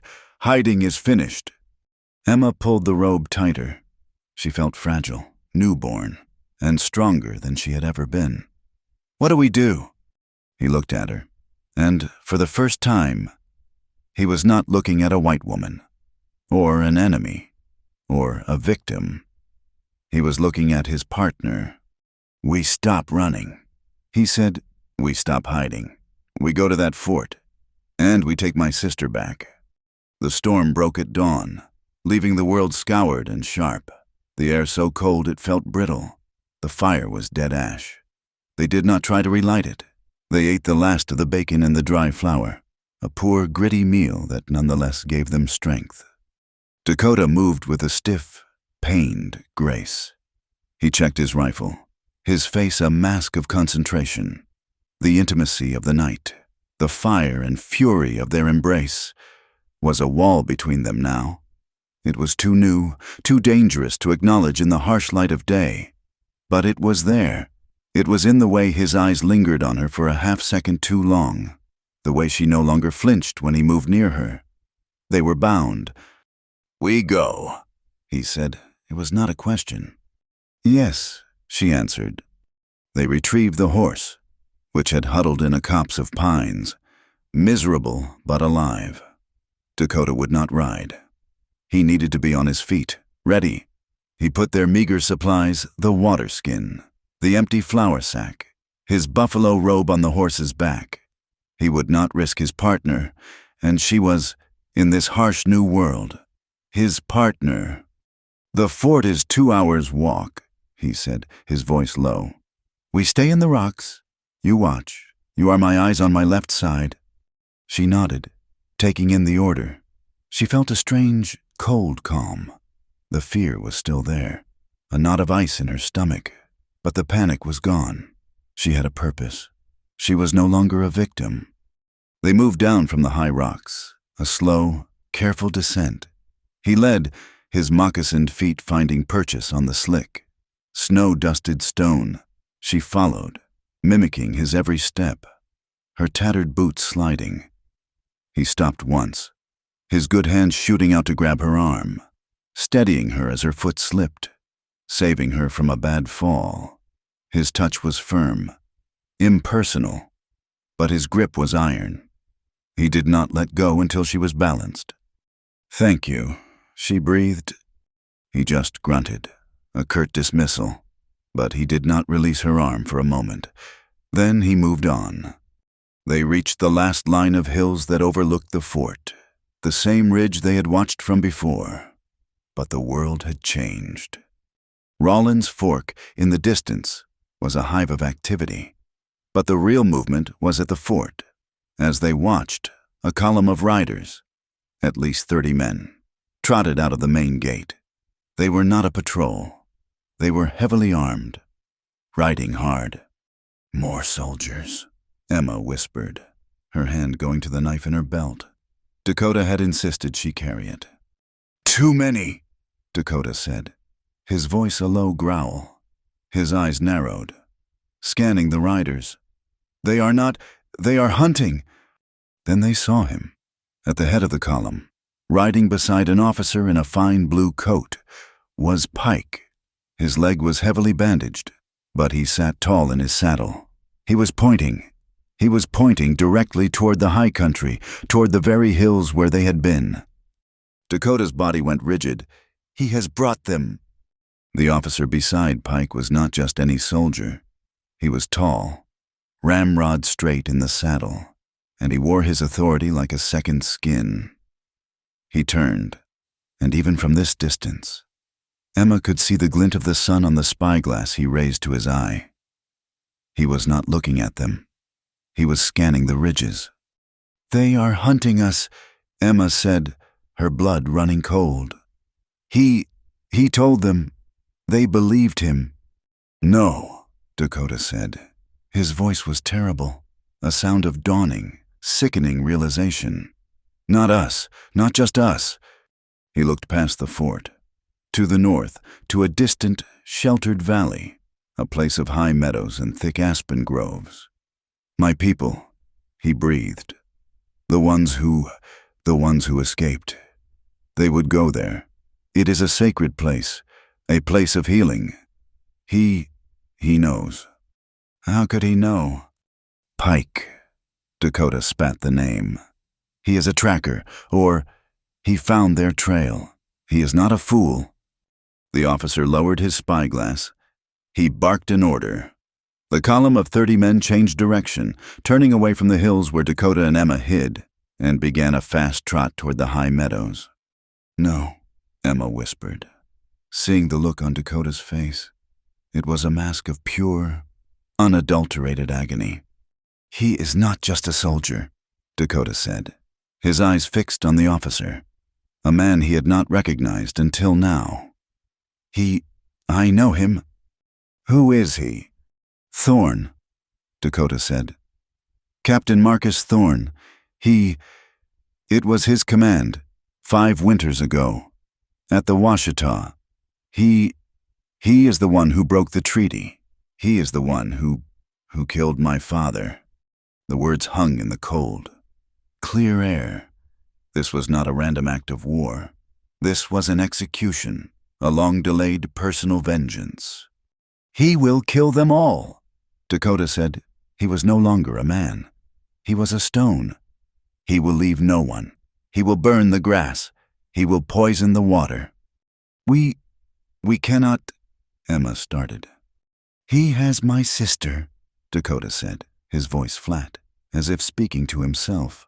And now he hunts my mother, the elders, the children. He began to run, not back, not away, but down the ridge, at an angle, on a path that would, if he ran for an hour, intercept the soldiers' path to the high meadow. It was a desperate, impossible move. He was one wounded man. They were 30. Dakota!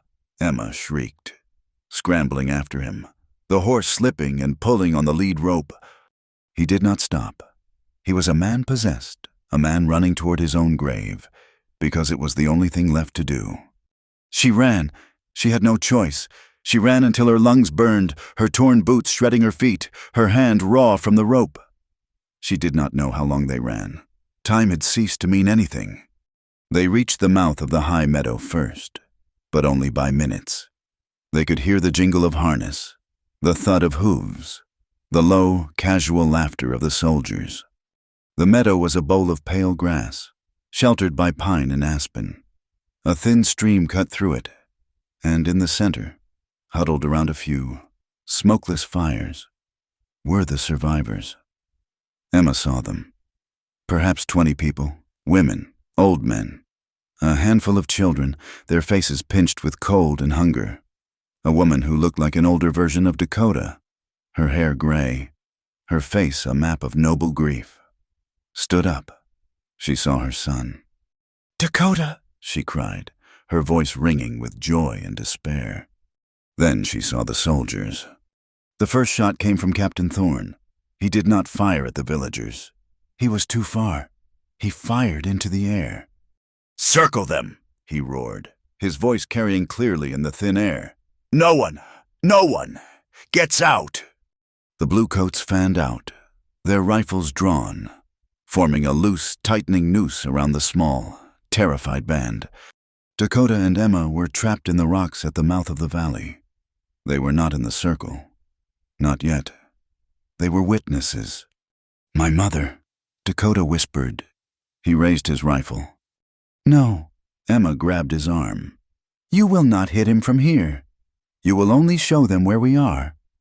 I do not care, he growled, trying to shake her off. You said you had a purpose, she hissed, her fingers digging into his good arm. Your sister, is she here? No, she is at the fort. If you die here, she is lost.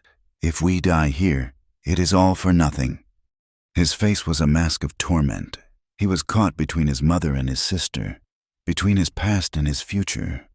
Look, Pike was yelling, pointing. He had seen them. There in the rocks, it is him, it is Black Feather. Captain Thorne turned in his saddle. He did not raise his spyglass this time.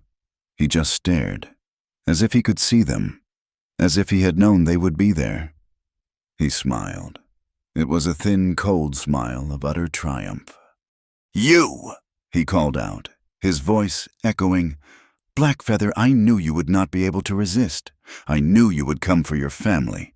A predictable savage. Dakota raised his rifle and fired.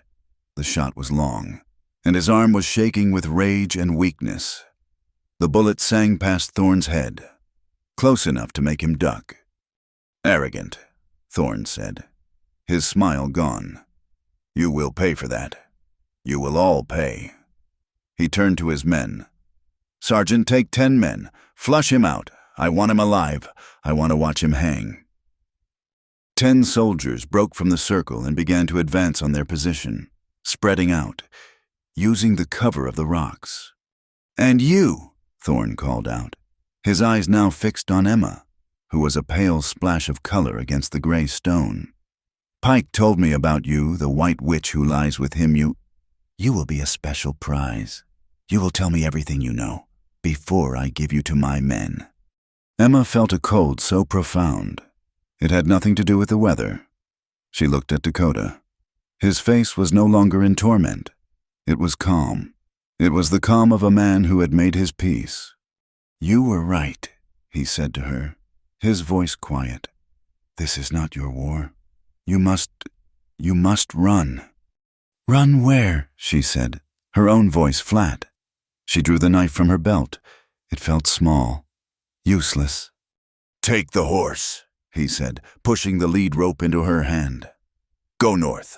Do not stop. Do not look back. And you? He said, I am going to buy you time. I am going to join my father. He stood up from behind the rock. No, Emma screamed. He raised his rifle, but he did not fire. He was drawing their fire, making himself a target, so she could get away. Dakota, she yelled, pulling on his shirt, trying to drag him down. Go, Emma, he roared, shoving her away from him. Live. A shot cracked, then another. Bullets whined off the rock near his head. The 10 soldiers were getting closer, firing as they came. In the meadow, the rest of the soldiers were herding the Titanwan people, pushing them with their rifles. Thorn sat on his horse, watching the small skirmish in the rocks. His face impassive. He wanted Dakota. The others were just details. Emma looked at the horse. She looked at the man. The man she loved. She looked at the 10 soldiers advancing. She looked at the cold, smiling captain. She made her choice. She did not take the horse. She grabbed the lead rope, and with a strength she did not know she possessed, she slapped the horse's rump, hard, screaming, "Go, go!" The horse, terrified by the gunfire and her scream, bolted. It ran, not north, but into the open, charging straight toward the line of soldiers who were focused on Dakota. It was a perfect distraction. The soldiers shouted, startled. As the animal charged through their line, 3 of them turned to fire at it. In that moment of confusion, Dakota dropped to one knee and fired, not at Thorn, at the advancing soldiers. He fired, worked the lever, fired again. Each shot was measured. Each shot was a prayer. A man screamed and fell. Another clutched his arm. "Now," he yelled, grabbing Emma's hand. He was not running to his death. He was fighting. He was dragging her with him, deeper into the rocks. Not away, but parallel to the meadow. "Where are we going?" she cried, stumbling. "The high pass. There is a way out, a place they cannot follow, a place for us." Thorn saw them running. He saw his men falter. His face darkened with rage. "He is getting away, all of you after him. Shoot to kill, kill the man, I want the woman." The circle around the meadow broke. The soldiers, all 30 of them, spurred their horses. A chaotic, angry wave of blue, surging toward the rocks. Pike was with them, his face a mask of hate. "They are coming," Emma panted, her lungs on fire. "All of them." "I know," Dakota said, pulling her up a steep incline. His wound had opened. A fresh, dark stain was spreading across his shoulder. But he did not slow. "Keep moving." They reached a narrow cleft in the rock, a space barely wide enough for a man to pass. It was a vertical chimney, leading up. "Here," he gasped, pushing her toward it. "Climb." I cannot." "You will," he said. He put his hands on her waist and lifted her, bodily, forcing her to find the first handhold. "Climb, Emma, climb, or we die here." She climbed. Her fingers were raw, her nails breaking on the cold stone. He was right behind her, his good hand pushing her, his body shielding her from below. Bullets began to strike the rock face around them, sending stone chips flying. The soldiers were at the bottom, yelling, firing up at them. "We have them," Pike's voice echoed up. "They are trapped." "Cease fire." Thorn's voice was cold, sharp. "Fools, you will hit the woman. Get the ropes. We will haul them down like the rats they are." Emma and Dakota reached the top of the chimney. It was a narrow ledge, a dead end. On one side was the sheer cliff face going up. On the other, a drop of 200 feet to the valley floor. They were trapped. Below them, the soldiers were laughing, uncoiling ropes. Thorn sat on his horse, looking up, his arms crossed over his chest. He had won. "It is over, Blackfeather," he called out. "You have nowhere to run. Send the woman down, and I will promise you a quick death. If you do not, I will take her in front of you, and your death will be very, very slow." Dakota was leaning against the rock, his chest heaving, his rifle empty. He looked at Emma. Her face was pale, but her eyes were dry. She was not crying.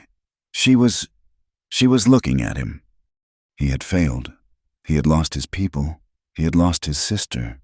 And now, he had led this woman, this brave, impossible woman, to her death. He looked down at the soldiers. He looked at Thorn. Then he looked at Emma. "No," he said, his voice quiet. He reached out and took her hand. His was rough and bloody. Hers was small and torn. "No," she said, her voice shaking, but she gripped his hand. He looked over the edge. It was a long, long way down, but it was not capture. It was not Thorn. It was not Pike. "He said," Dakota whispered, his gaze meeting hers, "that we have nowhere to run." "He is wrong," she whispered back, understanding. Can you trust me?" "Emma," he asked, "one last time." She did not answer with words. She squeezed his hand. She looked at him, and she gave him a small, broken but genuine smile. He turned to the edge. "Thorn!" he yelled, his voice echoing across the canyon. You will have nothing!" And with her hand locked in his, he took one running step and leapt, pulling her with him, off the ledge and into the empty, sunlit air. The air left her lungs in a single, tearing scream.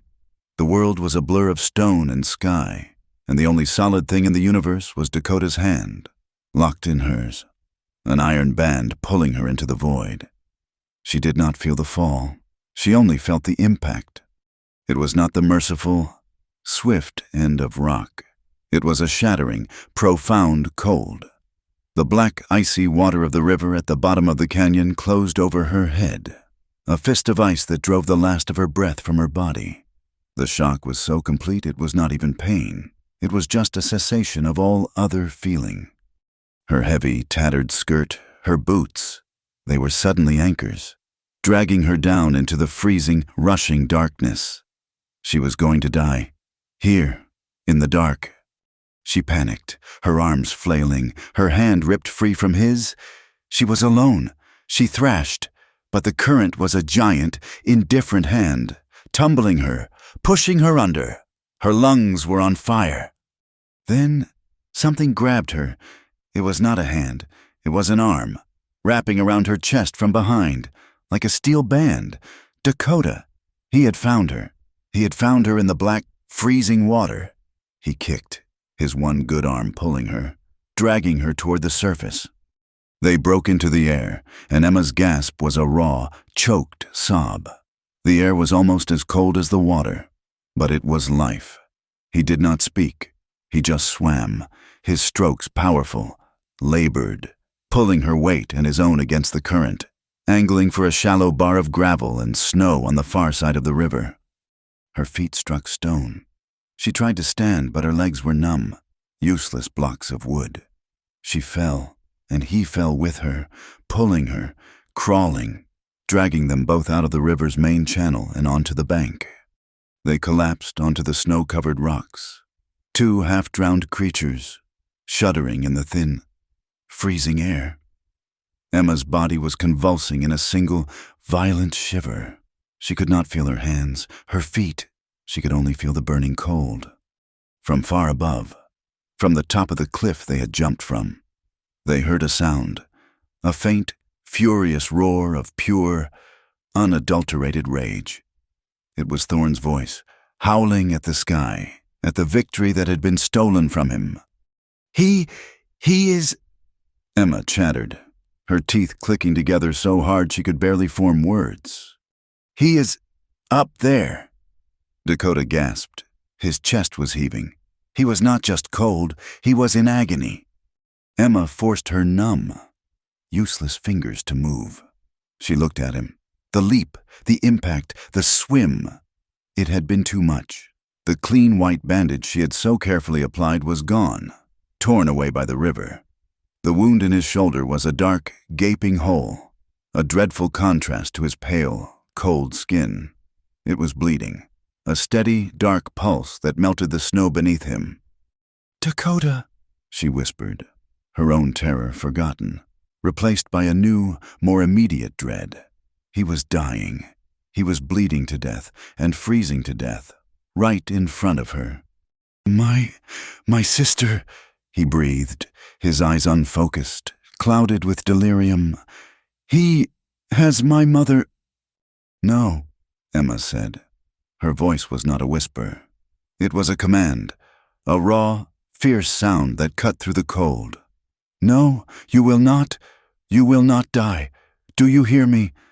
She scrambled, her body clumsy, her fingers like claws.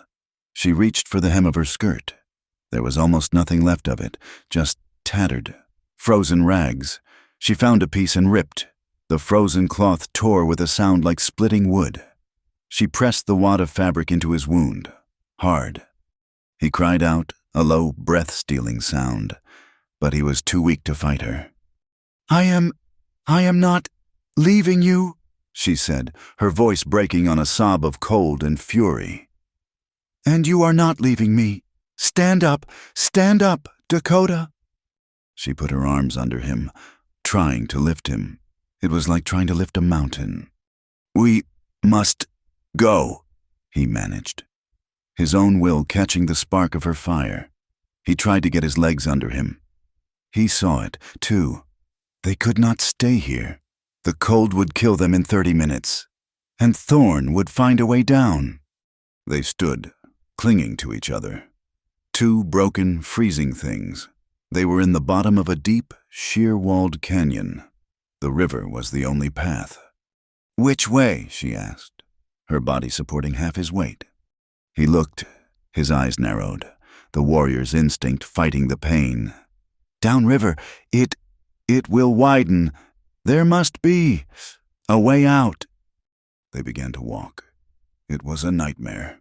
They stumbled through the calf-deep, freezing water, their feet long since numb. They fell, pushing each other back up. They clung to the canyon walls, pulling themselves along. Every step was an agony for him. Emma could feel the shudders of pain that racked his body. She could feel the warm, sticky flow of his blood.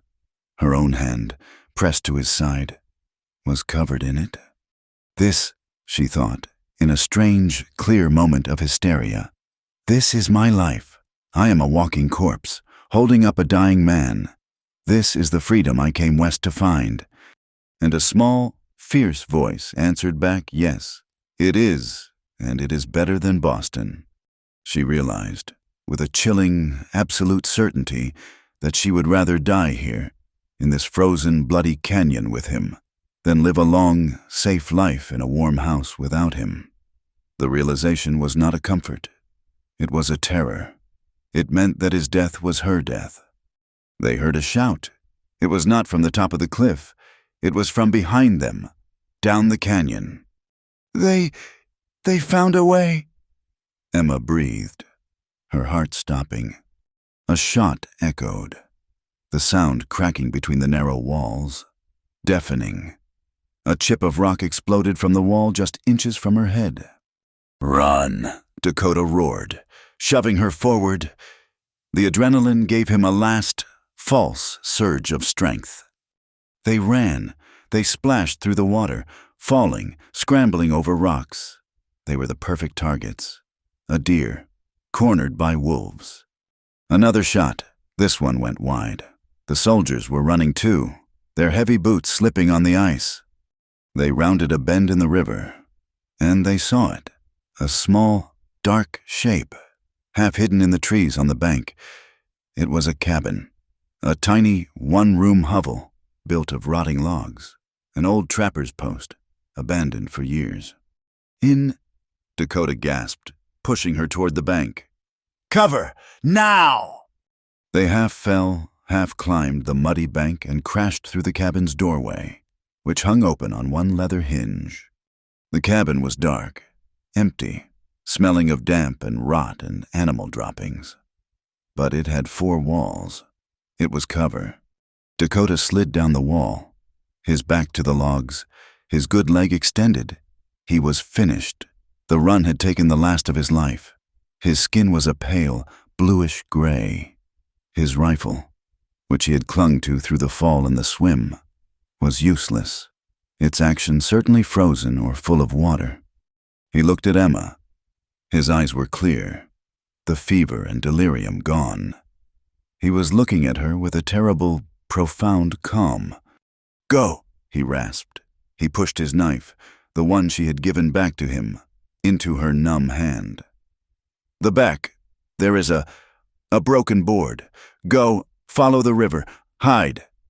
"I told you," she said, her voice shaking so hard she could barely speak. "I am not leaving." "Stubborn woman." He breathed. A faint smile, a ghost of a smile, touched his lips. "It was a good day." His eyes began to close. "No?" She shook him. "No." The sound of boots on the gravel outside. A shadow fell across the doorway. It was Pike. He stood there, his bad leg dragging, his rifle held level. His face, when he saw them, was a mask of pure, ecstatic triumph. "I found you," he whispered, his voice full of a lover's intimacy. He stepped inside. "I knew it. I told the captain I would find you, even after you jumped. I knew a way down." He advanced, his eyes not on Dakota. His eyes were on Emma. "He is finished." Pike sneered, kicking Dakota's outstretched leg. Dakota groaned, but did not move. "It is just you and me now, which, just like I wanted." Dakota tried to move. He tried to raise his head. "Do not touch her," he choked. "Or what?" Pike laughed, a high, ugly sound. "You will bleed on me." He raised his rifle, aiming it at Dakota's head. "No, I think I will save him. I will let him watch. And then, when I am finished with you, I will kill him, slowly." He lowered the rifle and lunged for Emma, grabbing her by the front of her torn, wet dress. "Come here," he growled. This was it. Emma was frozen. The cold, the fear, the exhaustion. But as his hand touched her, as she smelled the whiskey and hate on his breath, something inside her broke. It was not fear, it was rage. A cold, clean, purifying rage. She would not be a victim. She would not be a prize. She would not be broken. Pike was dragging her, laughing. He was strong. He was a man. And he was fueled by his hate. He was not paying attention to her hands. He was focused on her face, on her terror. He did not see the knife. She did not scream. She did not cry. She did exactly as Dakota had taught her, in a lifetime that felt so far away. She put all her weight, all her cold, all her fury into one sharp, upward thrust. The knife, held in her small, numb hand, slid between Pike's ribs as if it were going into soft butter. He stopped. His body went completely rigid. The laugh died in his throat. His eyes, full of triumph, widened and then changed. They filled with a profound, almost comical, surprise. He looked down. He saw the wooden hilt of the knife, Dakota's knife, buried to the guard in his own chest. "You," he gurgled. He released her. His hands went to the knife, his fingers plucking at it. He looked at her one last time, not with hate, but with simple, dumb confusion. He took one staggering step back, and then he fell, face first, onto the rotting floorboards. He did not move again. Emma stood, panting. She was staring at her hands. They were covered in blood. Pike's blood. It was warm. She had killed him. She had killed a man. A cold, dry voice came from the doorway. "My goodness, the little bird has claws." Emma's head snapped up. Captain Marcus Thorne stood in the doorway, his long, fine coat immaculate, his revolver in his hand. He looked at Pike's body. He looked at Dakota, who was watching, his eyes half open, a look of fierce, terrible pride on his face. Then Thorne looked at Emma. He was not angry. He was, amused. "A pity, Pike," Thorne said to the corpse. "You were a useful hound, but you were, it seems, a stupid one." He raised his revolver, his smile vanishing, his eyes turning to ice. He aimed it, not at Emma, but at Dakota. "It is a pity to end this."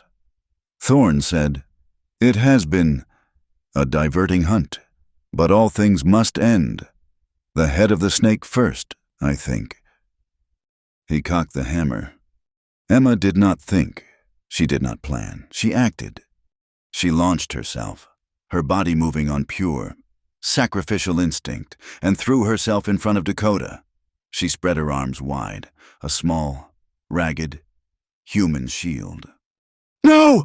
she screamed, her voice cracking. "You will not! You will have to kill me first!" She stood there, trembling, but defiant. She was offering her life. She was looking into the black, round hole of the revolver's muzzle, and she was not afraid.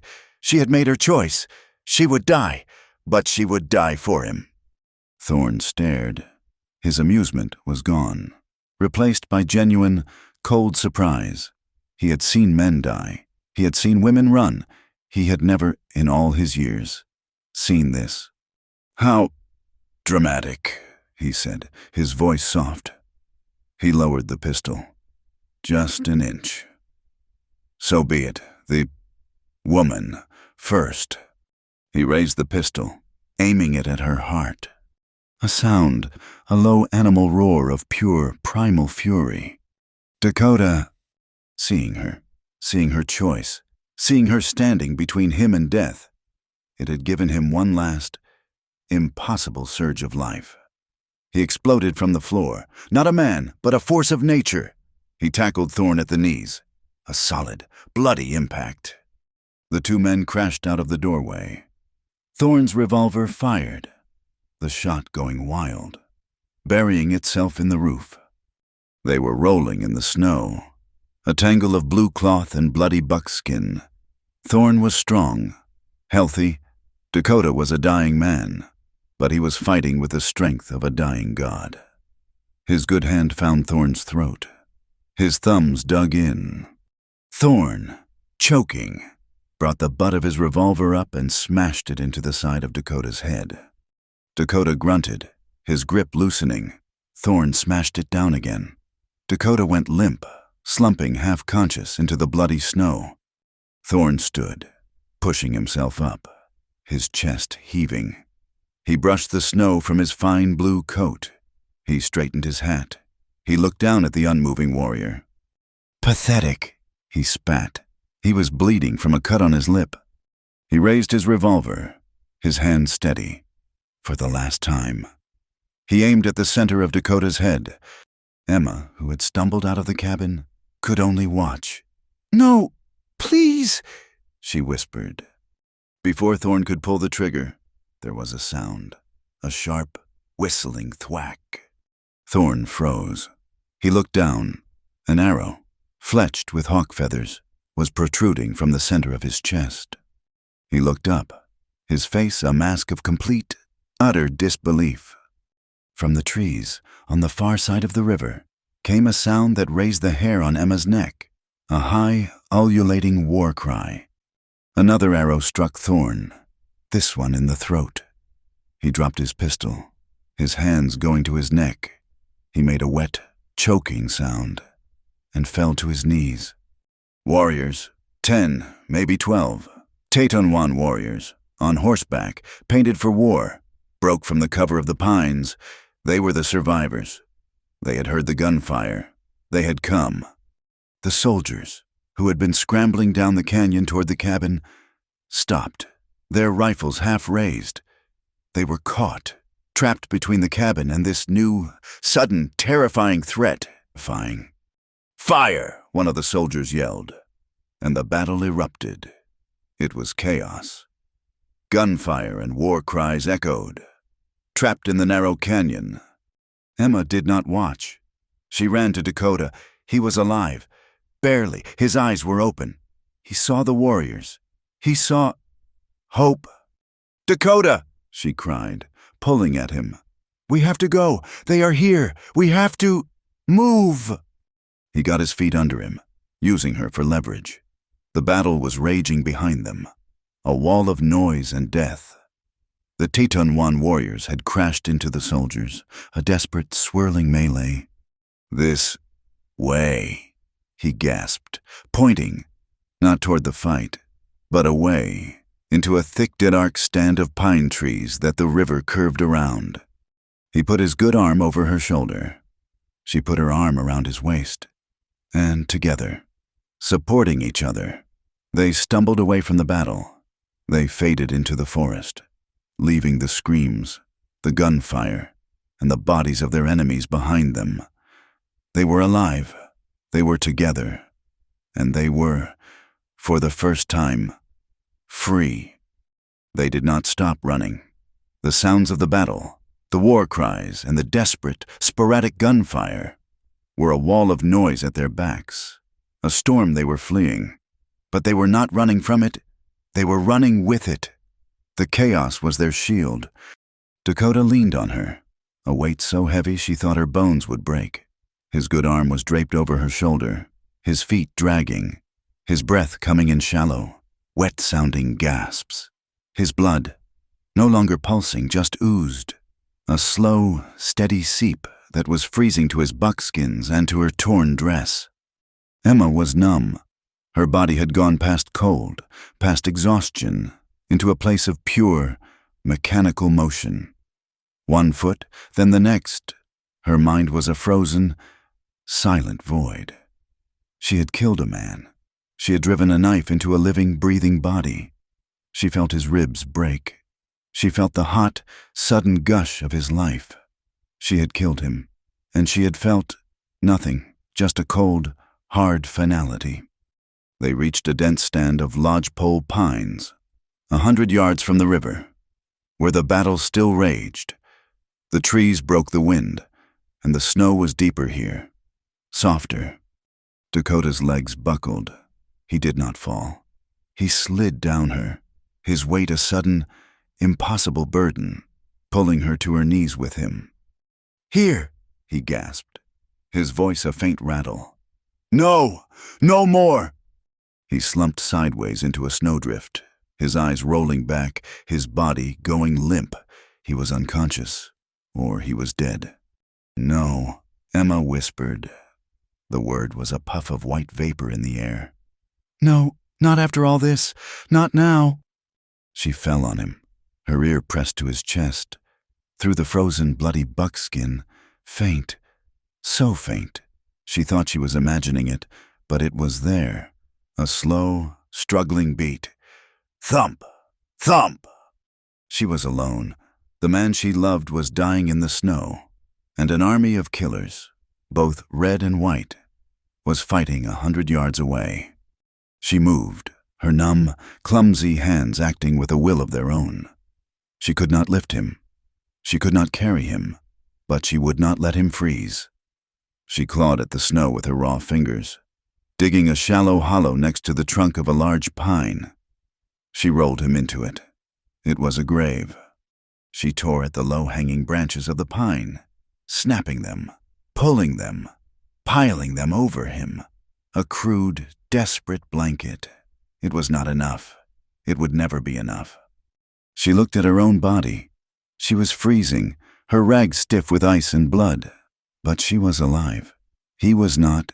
She made the choice, the one she had made in the cave. She lay down in the shallow grave with him, pulling him against her, covering them both with the last of the branches. She pressed her small, shaking body against his long, cold one. She was a single, tiny ember, trying to warm a mountain of ice. "Stay," she whispered, her lips against his cold ear. "Do not go. I am here. I am here, Dakota." She held him, her arms wrapped around his chest, her hands pressed against the raw, open wound in his back where Thorn had beaten him with the pistol. She did not know how long she lay there. Time was a frozen river. She heard the snap of a twig. Her head shot up. The battle, the sounds had faded, replaced by a heavy, cold silence. Someone was walking, coming toward them. Not a soldier, not the heavy, clumsy tread of a boot. A moccasin, soft, deliberate. Emma's hand went to her belt. The knife, it was gone. She had left it in Pike. She was defenseless. She was trapped. She did nothing. She just lay there, covering him, her body a final, useless shield. A warrior stepped through the trees. He was Tetonwan, his face painted, his eyes hard as black stone. He held a lance, its point stained dark. He saw her. He saw the white woman, her pale, dirty face, her tangled hair. He saw her, holding one of their own, one of their greatest warriors, as if he were a lover. He raised the lance. His eyes were full of hate. She was one of them, the enemy. "No," Emma whispered. "Please, he is. A voice, sharp and full of authority, cut through the cold air. It was a woman's voice. Stands Tall, Dakota's mother, pushed past the warrior. Her face was a mask of grief. She had seen the battle. She had seen her people, her son, hunted. She looked at Emma. She looked at her son, his face the color of ash, his body still. Emma thought she would be killed. She looked at this proud, fierce woman, and she saw no mercy. Stands Tall knelt in the snow beside them. Her dark, intelligent eyes scanned the scene. She saw the branches. She saw the shallow grave. She saw the way Emma's body was pressed against his. She saw the frozen blood on Emma's hands, on her dress. She saw that Emma was shivering so violently, her whole body seemed to be coming apart. The warrior grunted, a sound of disgust. She is... Stands Tall raised her hand. Silence. She looked at Emma. She looked into her eyes. Emma held her gaze, her own eyes wide, terrified, but pleading. "Help him!" The Tetonwan woman's gaze softened. Just a fraction. She had seen this woman before, on the cliff. She had seen her jump with her son. She had seen her running beside him. She had seen a choice. Stands Tall reached out, her hand hard and calloused from a lifetime of work. She did not strike Emma. She laid her hand on Dakota's forehead. It was cold, too cold. She looked at Emma again, and then she gave a single, curt nod. Not of friendship, not of acceptance, but of understanding. She, too, knew what it was to fight for a son. She barked an order. The warrior, his face still a mask of suspicion, lowered his lance. 2 more warriors appeared. They built a travois, 2 long poles, in minutes. They lifted Dakota, gently, and bound him to it. Emma tried to stand, but her legs, frozen and numb, would not hold her. She fell back into the snow. Stands Tall looked at her, a long, calculating look. Then she barked another order. The first warrior, the one with the lance, came to Emma. He did not offer a hand. He grabbed her by the arm, his grip like a vice, and hauled her to her feet. He half dragged, half carried her, his touch full of contempt, but he was obeying. They were taken back to the high meadow. The camp was gone. The small, huddled band of survivors had scattered, but the battle was over. It was a victory, a terrible, bloody, and costly victory. Captain Marcus Thorne was dead. Pike was dead. 18 soldiers lay in the snow, their blue coats dark patches against the white. The Teton had lost 3 warriors. 3, but they were 3 too many. The rest of the soldiers had fled, a broken, terrified rabble. Back to the fort.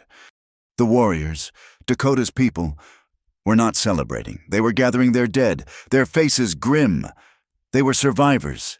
They had won. They had won this small, impossible piece of their land back.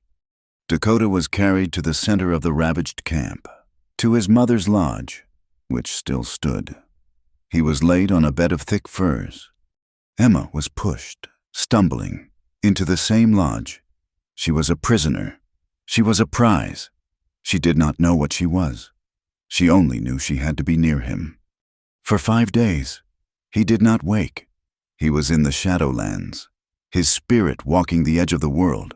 The wound in his shoulder, the beating, the fall, the ice. His body was broken.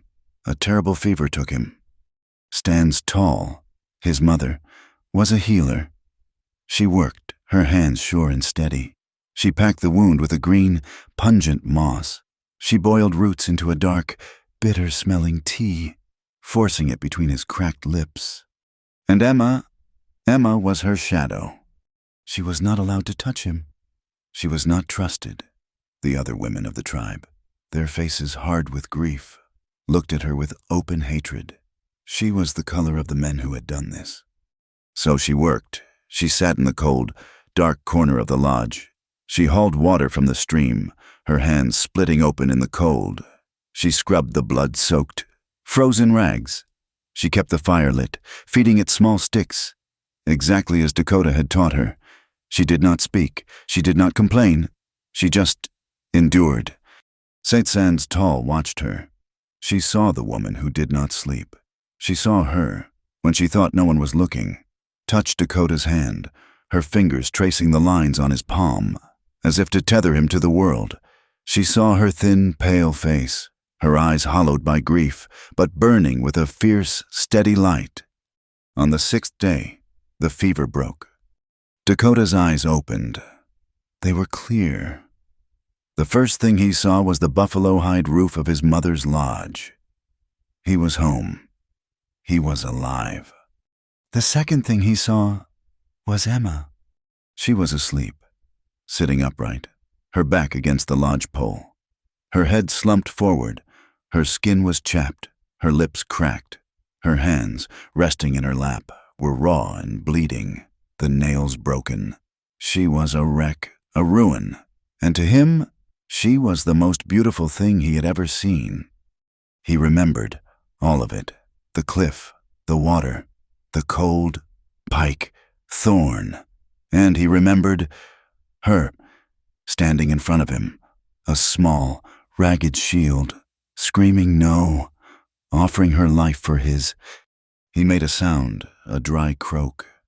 Her head snapped up, as if pulled by a string. Her eyes, wide and startled, met his. For a long moment, they just stared. The gulf between them, Boston. The Teton one. It was all still there, but it did not matter. She moved, crawling on her knees to his side, her hands hovering, afraid to touch him. "You are," she whispered, her voice rough from disuse. "You are back." "You stayed," he rasped, his own voice a stranger's. "I told you," she said, and a single, hot tear, the first she had shed, tracked a clean line through the dirt on her cheek. "I am not leaving." He reached, his good hand, his left hand, moving slow as a glacier. He did not touch her face. He touched her hand, the raw, calloused, broken hand. He laced his weak fingers with hers. "Emma," he said, just her name. It was enough. He healed, slowly. The days grew colder, but the high meadow was safe. The army did not return. Thorne's command was broken. His death a shock. The fort was silent, waiting, licking its wounds. Emma's place in the tribe changed. She was no longer the hated outsider. She was Dakota's woman, the woman who had killed the soldier, the woman who had jumped, the woman who had offered her life. The warriors, when they passed her, nodded, a curt, sharp gesture of profound respect. The women, they began to teach her how to scrape a hide, how to find the edible roots under the snow, how to say water, how to say fire. She learned. She was not Emma Brooks of Boston. She was a Teton-Wan woman, in all but blood. But as Dakota's strength returned, the peace, which had been so hard won, began to unravel. He was sitting up, his back against a willow rest. His shoulder was scarred, a puckered, ugly thing, but it was closed. He would always be weaker on that side, but he was alive. Emma sat across the fire from him, mending his moccasin, her stitches small and neat. "My mother," he said, his voice quiet, "told me what happened. To Thorn, to my people." "It was a victory," Emma said, not looking up. "It was a reprieve," he answered. He looked at his mother, who sat across the lodge, her eyes on her work. She did not know English, but she understood. "This is not over," he said. Emma's hands went still. "I know." My sister," he said, and the name was a stone in his throat. "Whispering Wind. She is still there, in the fort." There it was, the truth that had been sitting, cold and silent, between them. He had his mother. He had his people, but his sister was gone. She was in the hands of the men who had replaced Thorn, men who would be angry. I must go," he said. He had been saying it for 3 days. "You cannot," Emma said, her voice flat. She had said this for 3 days. "You cannot even walk to the river without leaning on me. You cannot hold a rifle. You are not ready." "I do not care," he said, his rage, his old, cold rage, returning. "I will crawl. She is alone. She probably thinks we are all dead. She thinks I left her." "And you will go, you will ride to the front gate and—" "What?" Emma snapped, her patience, her quiet, finally breaking. "You will die, Dakota. You will die before you even see the wall. And for what?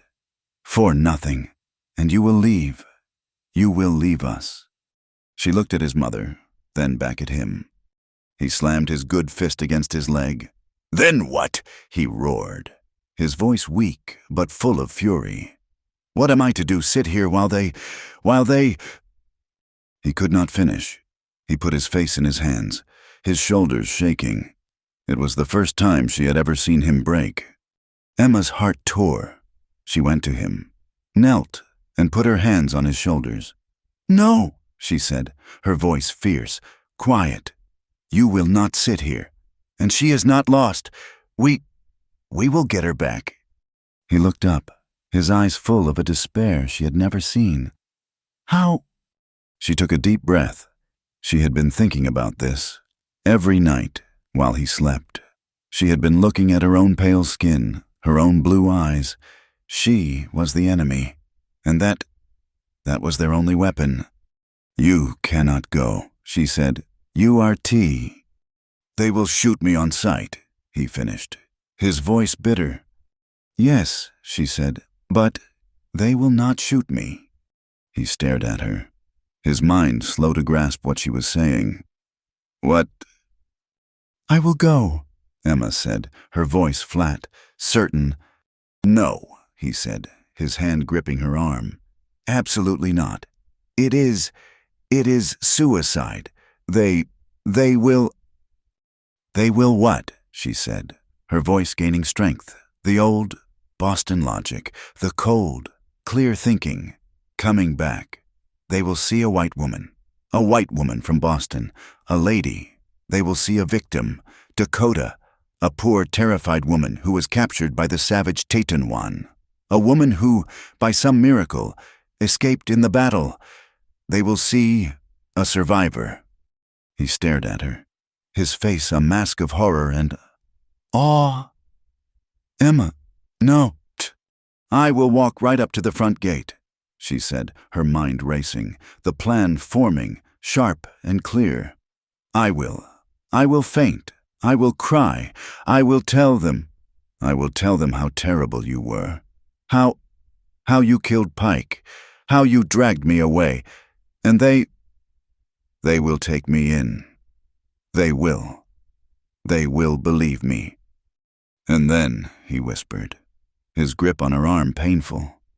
"And then," she said, her eyes meeting his, "I will be inside, and I will find your sister, and I will get her out." Dakota's no was not a shout. It was a low, violent growl, a sound of absolute negation. He grabbed her arm, his fingers digging in, his eyes blazing with a new, protective terror she had never seen there. "It is suicide," he said, his voice a rasp. You do not know them. They are not the fools at the store. They are soldiers. They are angry. They will not see a victim. They will see a spy. They will hurt you." The words were torn from him, a confession of his deepest fear. Emma did not pull away. She covered his hand with her own, her gaze steady, meeting his fire with a cold, clear calm. "And what will they do to your sister?" she asked, her voice quiet. "She is already there. She is a Teton One girl, a captive. Do you think they are being kind to her, your pain? Your fear for me? She is living it, right now." His face contorted, a mask of agony. She was right. He knew what happened to captive women. "You are not strong enough," she continued, her voice softening, but still firm. "I am... This is a battle I can fight. You fight with the rifle and the knife. I fight with... this." She touched her pale cheek, her blue eyes. "I fight with who I was. You taught me to be a survivor.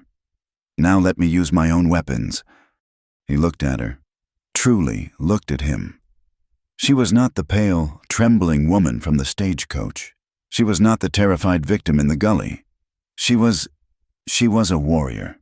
She was just as strong, just as hard, just as stubborn as he was. She was his match. He closed his eyes, his breath shuddering. He was surrendering. Not to her, but to her strength. He was placing his life, his hope, his sister's life, into her raw, chapped hands. It was the hardest thing he had ever done. You will not be alone," he said, his voice thick. He called a low word in his own tongue. His mother stands tall, who had been sitting by the fire, her face impassive, rose. She had been listening. She understood. She came to Emma and looked at her, a long, assessing gaze. This was the woman who had brought her son back from the Shadowlands. This woman who was the color of her enemy. She reached out and touched Emma's tangled hair. Then she nodded. For the next 2 hours, they worked. Stands Tall was a woman of silent, efficient purpose. She brought a bowl of hot water. She washed Emma's face, scrubbing away the grime, but leaving the shadows of exhaustion. She took Emma's tattered dress, her Boston finery, and she tore it, strategically. She tore it to look like she had been assaulted, to look like she had been running for her life. She took ashes from the fire and rubbed them on the hem, on the bodice. Then she took Emma's hands, the raw, broken, working hands. She shook her head. She went to her own pouch and brought out a small leather bag. It was bear grease. She rubbed it into Emma's hands, softening the calluses, hiding the work. A lady's hands might be dirty, but they would not be broken. Finally, Stands Tall went to a rawhide box. She took something out. It was a small, beaded amulet, a blue lizard stitched onto leather. It was worn, soft with age. This, she said, her voice rough, speaking the few English words she knew. my daughter, Whispering Wind, she knows. She pressed it into Emma's hand. It was a sign, a key, proof. Emma closed her hand around it. She looked at this fierce, proud woman, and she saw not an enemy, not a savage, but a mother, trusting her with her child.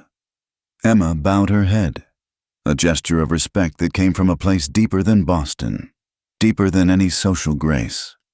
When it was time, Dakota walked with her to the edge of the high meadow. He was leaning on a stick, but he was walking. He had 2 horses, salvaged from the battle. She will be afraid, he said, his voice low, struggling. She has been there, for weeks. She may not trust you. She will, Emma said, touching the amulet, now hidden deep within her rags. I will not fail you, Dakota. He reached out, his hand shaking, and he touched her cheek. His thumb was rough. It was not the fiery, possessive touch of the cave. It was a touch of reverence, of terror. If they hurt you, he began, his voice breaking. If you are not back, by the full moon, in 3 days, I will. You will what? She said, turning his own logic against him. You will die, and she will die, and I will die. I will be back. You must be ready. You must be at the place we spoke of, the south wall, where the river bends. I will be there, he said. Promise me, she said, grabbing his arm. Promise me you will not do anything foolish. You will wait for me. He looked at her, his eyes a torment of love and rage. I promise. She stood on her toes and kissed him. It was not the kiss of the cave. It was a kiss of salt, and fear, and resolve. It was a goodbye. I love you, she whispered, the words finally spoken. Simple, and true, and terrible. He could not say it back. The words would not come. He just crushed her hand in his. Once. Then she turned. She did not look back. She walked out of the high meadow, out of the safety of the trees, and began the long, lonely walk back toward the world of her birth. It took her 5 hours. 5 hours of walking, of rehearsing her lines, of building the terror, the grief, the hysteria. When she finally saw the wooden walls of the fort, she was not just acting. She was truly, profoundly terrified. She stumbled, her legs giving out, 100 yards from the main gate. She had timed it for midday, for the change of the guard. Help, she whispered, a dry, pathetic sound. Please, help me. A sentry, walking the rampart, saw her. He stopped.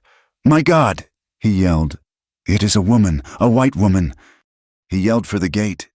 Men came running, their rifles ready. They saw her, a small, ragged heap, crawling in the dirt. Please, she sobbed, and now the tears were real.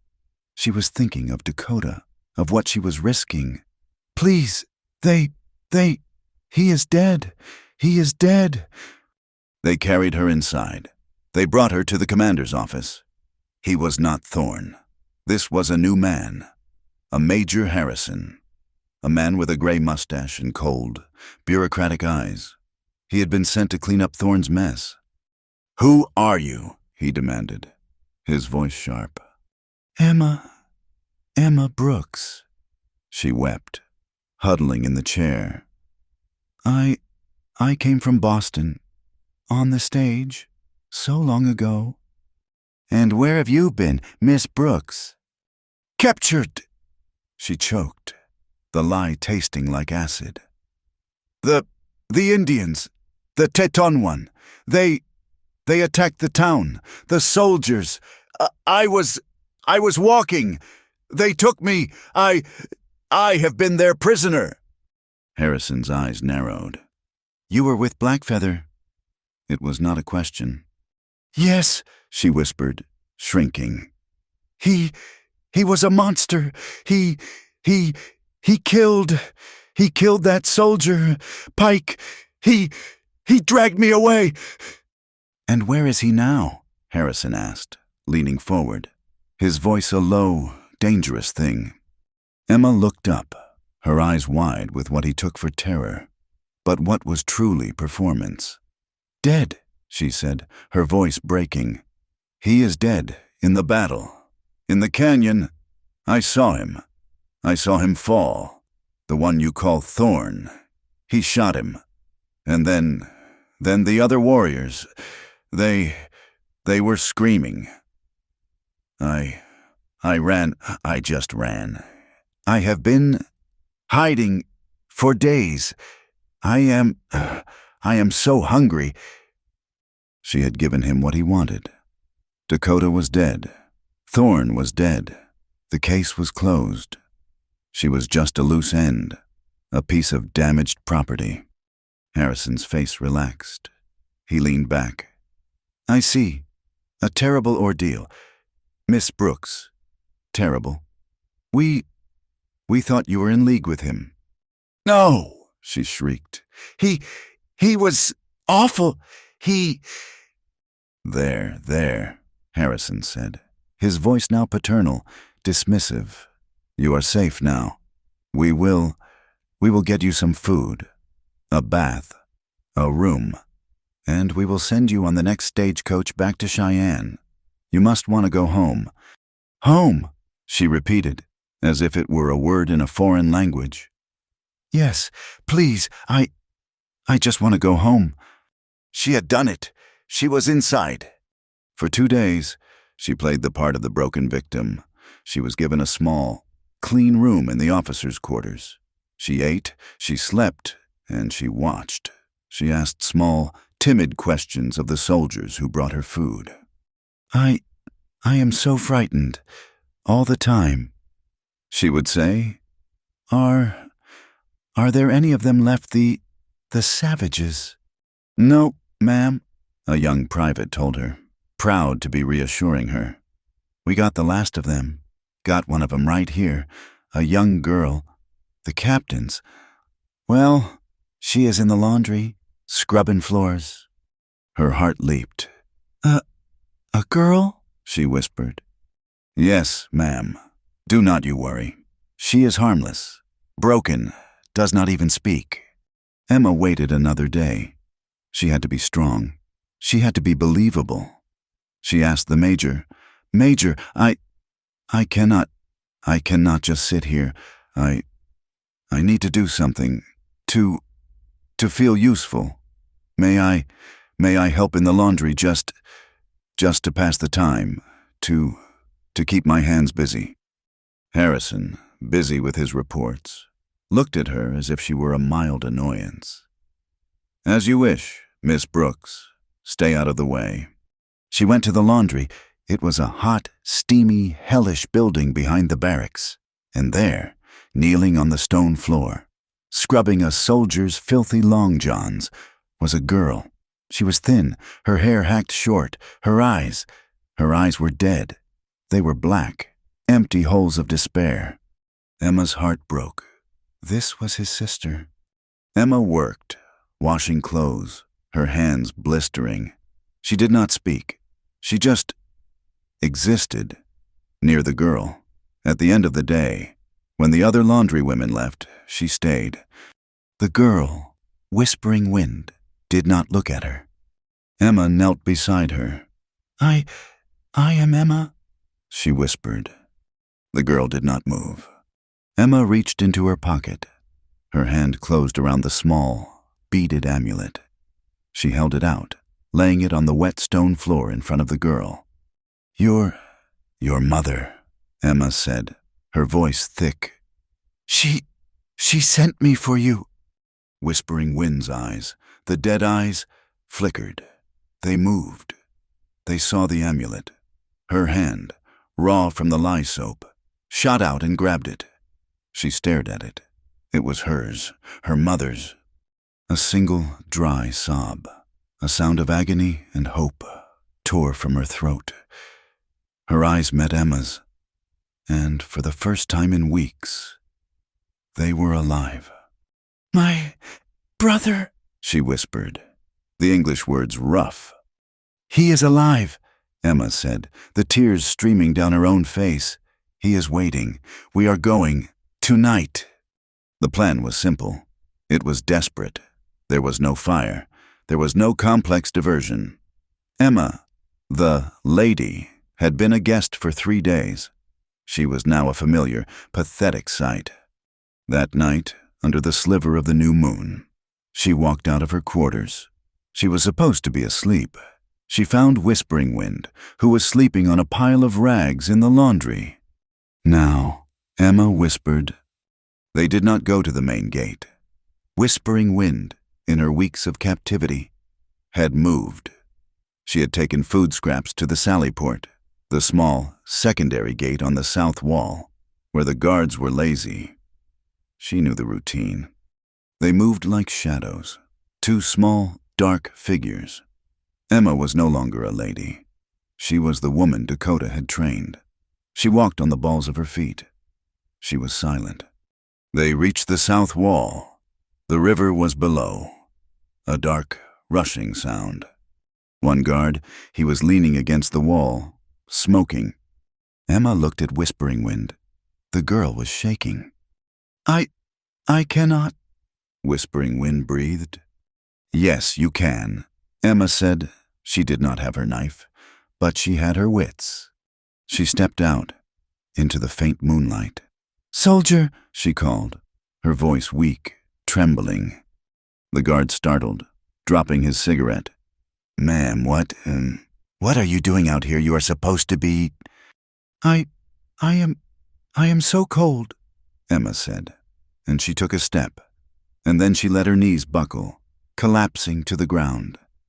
I think I am sick." It was the oldest trick. The guard cursed. He had to help her. He laid his rifle against the wall and moved toward her, his hands outstretched. "Ma'am, you should not— Here, let me—" He bent over her. He never saw Whispering Wind. The girl, no longer broken, moved like a panther. She picked up a heavy piece of firewood, stacked against the wall, and she brought it down, hard, on the back of his head. The sound was a dull, sickening thud. The soldier grunted and fell on top of Emma. Emma scrambled out from under him. He was not dead, but he would not be moving for a long time. Whispering Wind was already at the gate, her small, clever hands working the heavy iron bar. The gate opened, a black, cold square of freedom. They ran. They scrambled down the steep embankment to the river, their feet slipping. "Dakota!" Emma screamed, a wild, tearing sound. A shadow detached itself from the deeper shadows across the river. A horse, 2 horses. He was there. He rode into the shallow water, his face a mask. He was healed. He was strong. Whispering Wind saw him. "Brother!" she cried, and she ran, plunging into the icy water, toward him.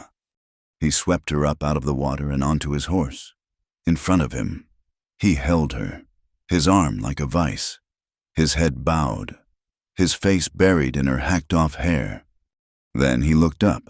He looked at Emma, who was standing on the bank, shaking, weeping, her part of the bargain finished. He rode his horse to her. He did not speak. He just held out his good arm. His hand was open. She took it. He pulled her up, seating her behind him, her arms wrapping around his waist, her face pressing into his strong, warm back. She was home. He did not look back at the fort. He did not say a word. He spurred the horse, and they disappeared into the darkness. A single, 3-part creature, a broken family, made whole again. The snows melted. The spring came, painting the high meadows in a riot of purple lupine and yellow sunflowers.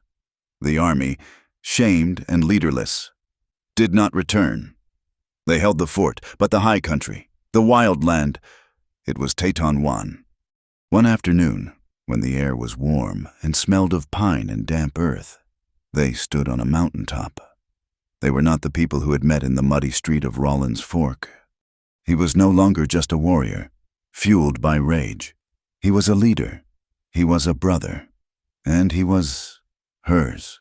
His wounded shoulder was a livid scar, a reminder of what he had lost and what he had gained.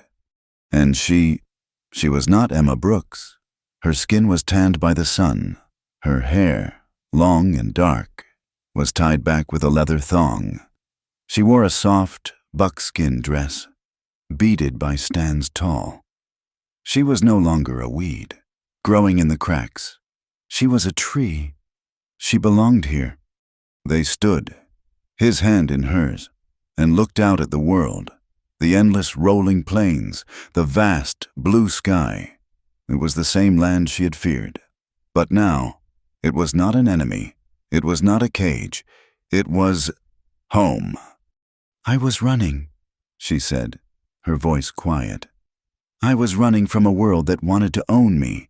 I thought freedom was a place." He looked at her, his dark eyes, no longer cold, filled with a warmth that was brighter than the sun. He took her hand and brought it to his lips, kissing the scarred knuckles. "And I," he said, his voice a low, soft rumble, "was a prisoner of my own. I was trapped by my anger, by my past. I thought freedom was fighting." He put his good arm around her waist, pulling her close, until her back was against his chest. He was her shield. He was her warmth. "Freedom," he whispered, his lips against her hair, "is not a place. It is not a fight. It is this." He held her. She leaned back against him. They were not two people, a warrior and a lady. They were one. They were a part of the wind, and the stone, and the sky. They were no longer lost. They were no longer alone. They were finally, truly free. Thank you so much for listening to our story. I truly hope you enjoyed this journey. We would love to know where you are listening from, so please drop a comment below and share your thoughts. It is always amazing to see where our tales travel. If you liked this video, please give it a like. Subscribe to Wild West Tales for more stories like this. And if you can, please hit that hype button. It really helps the story get heard by more people. We appreciate every single one of you.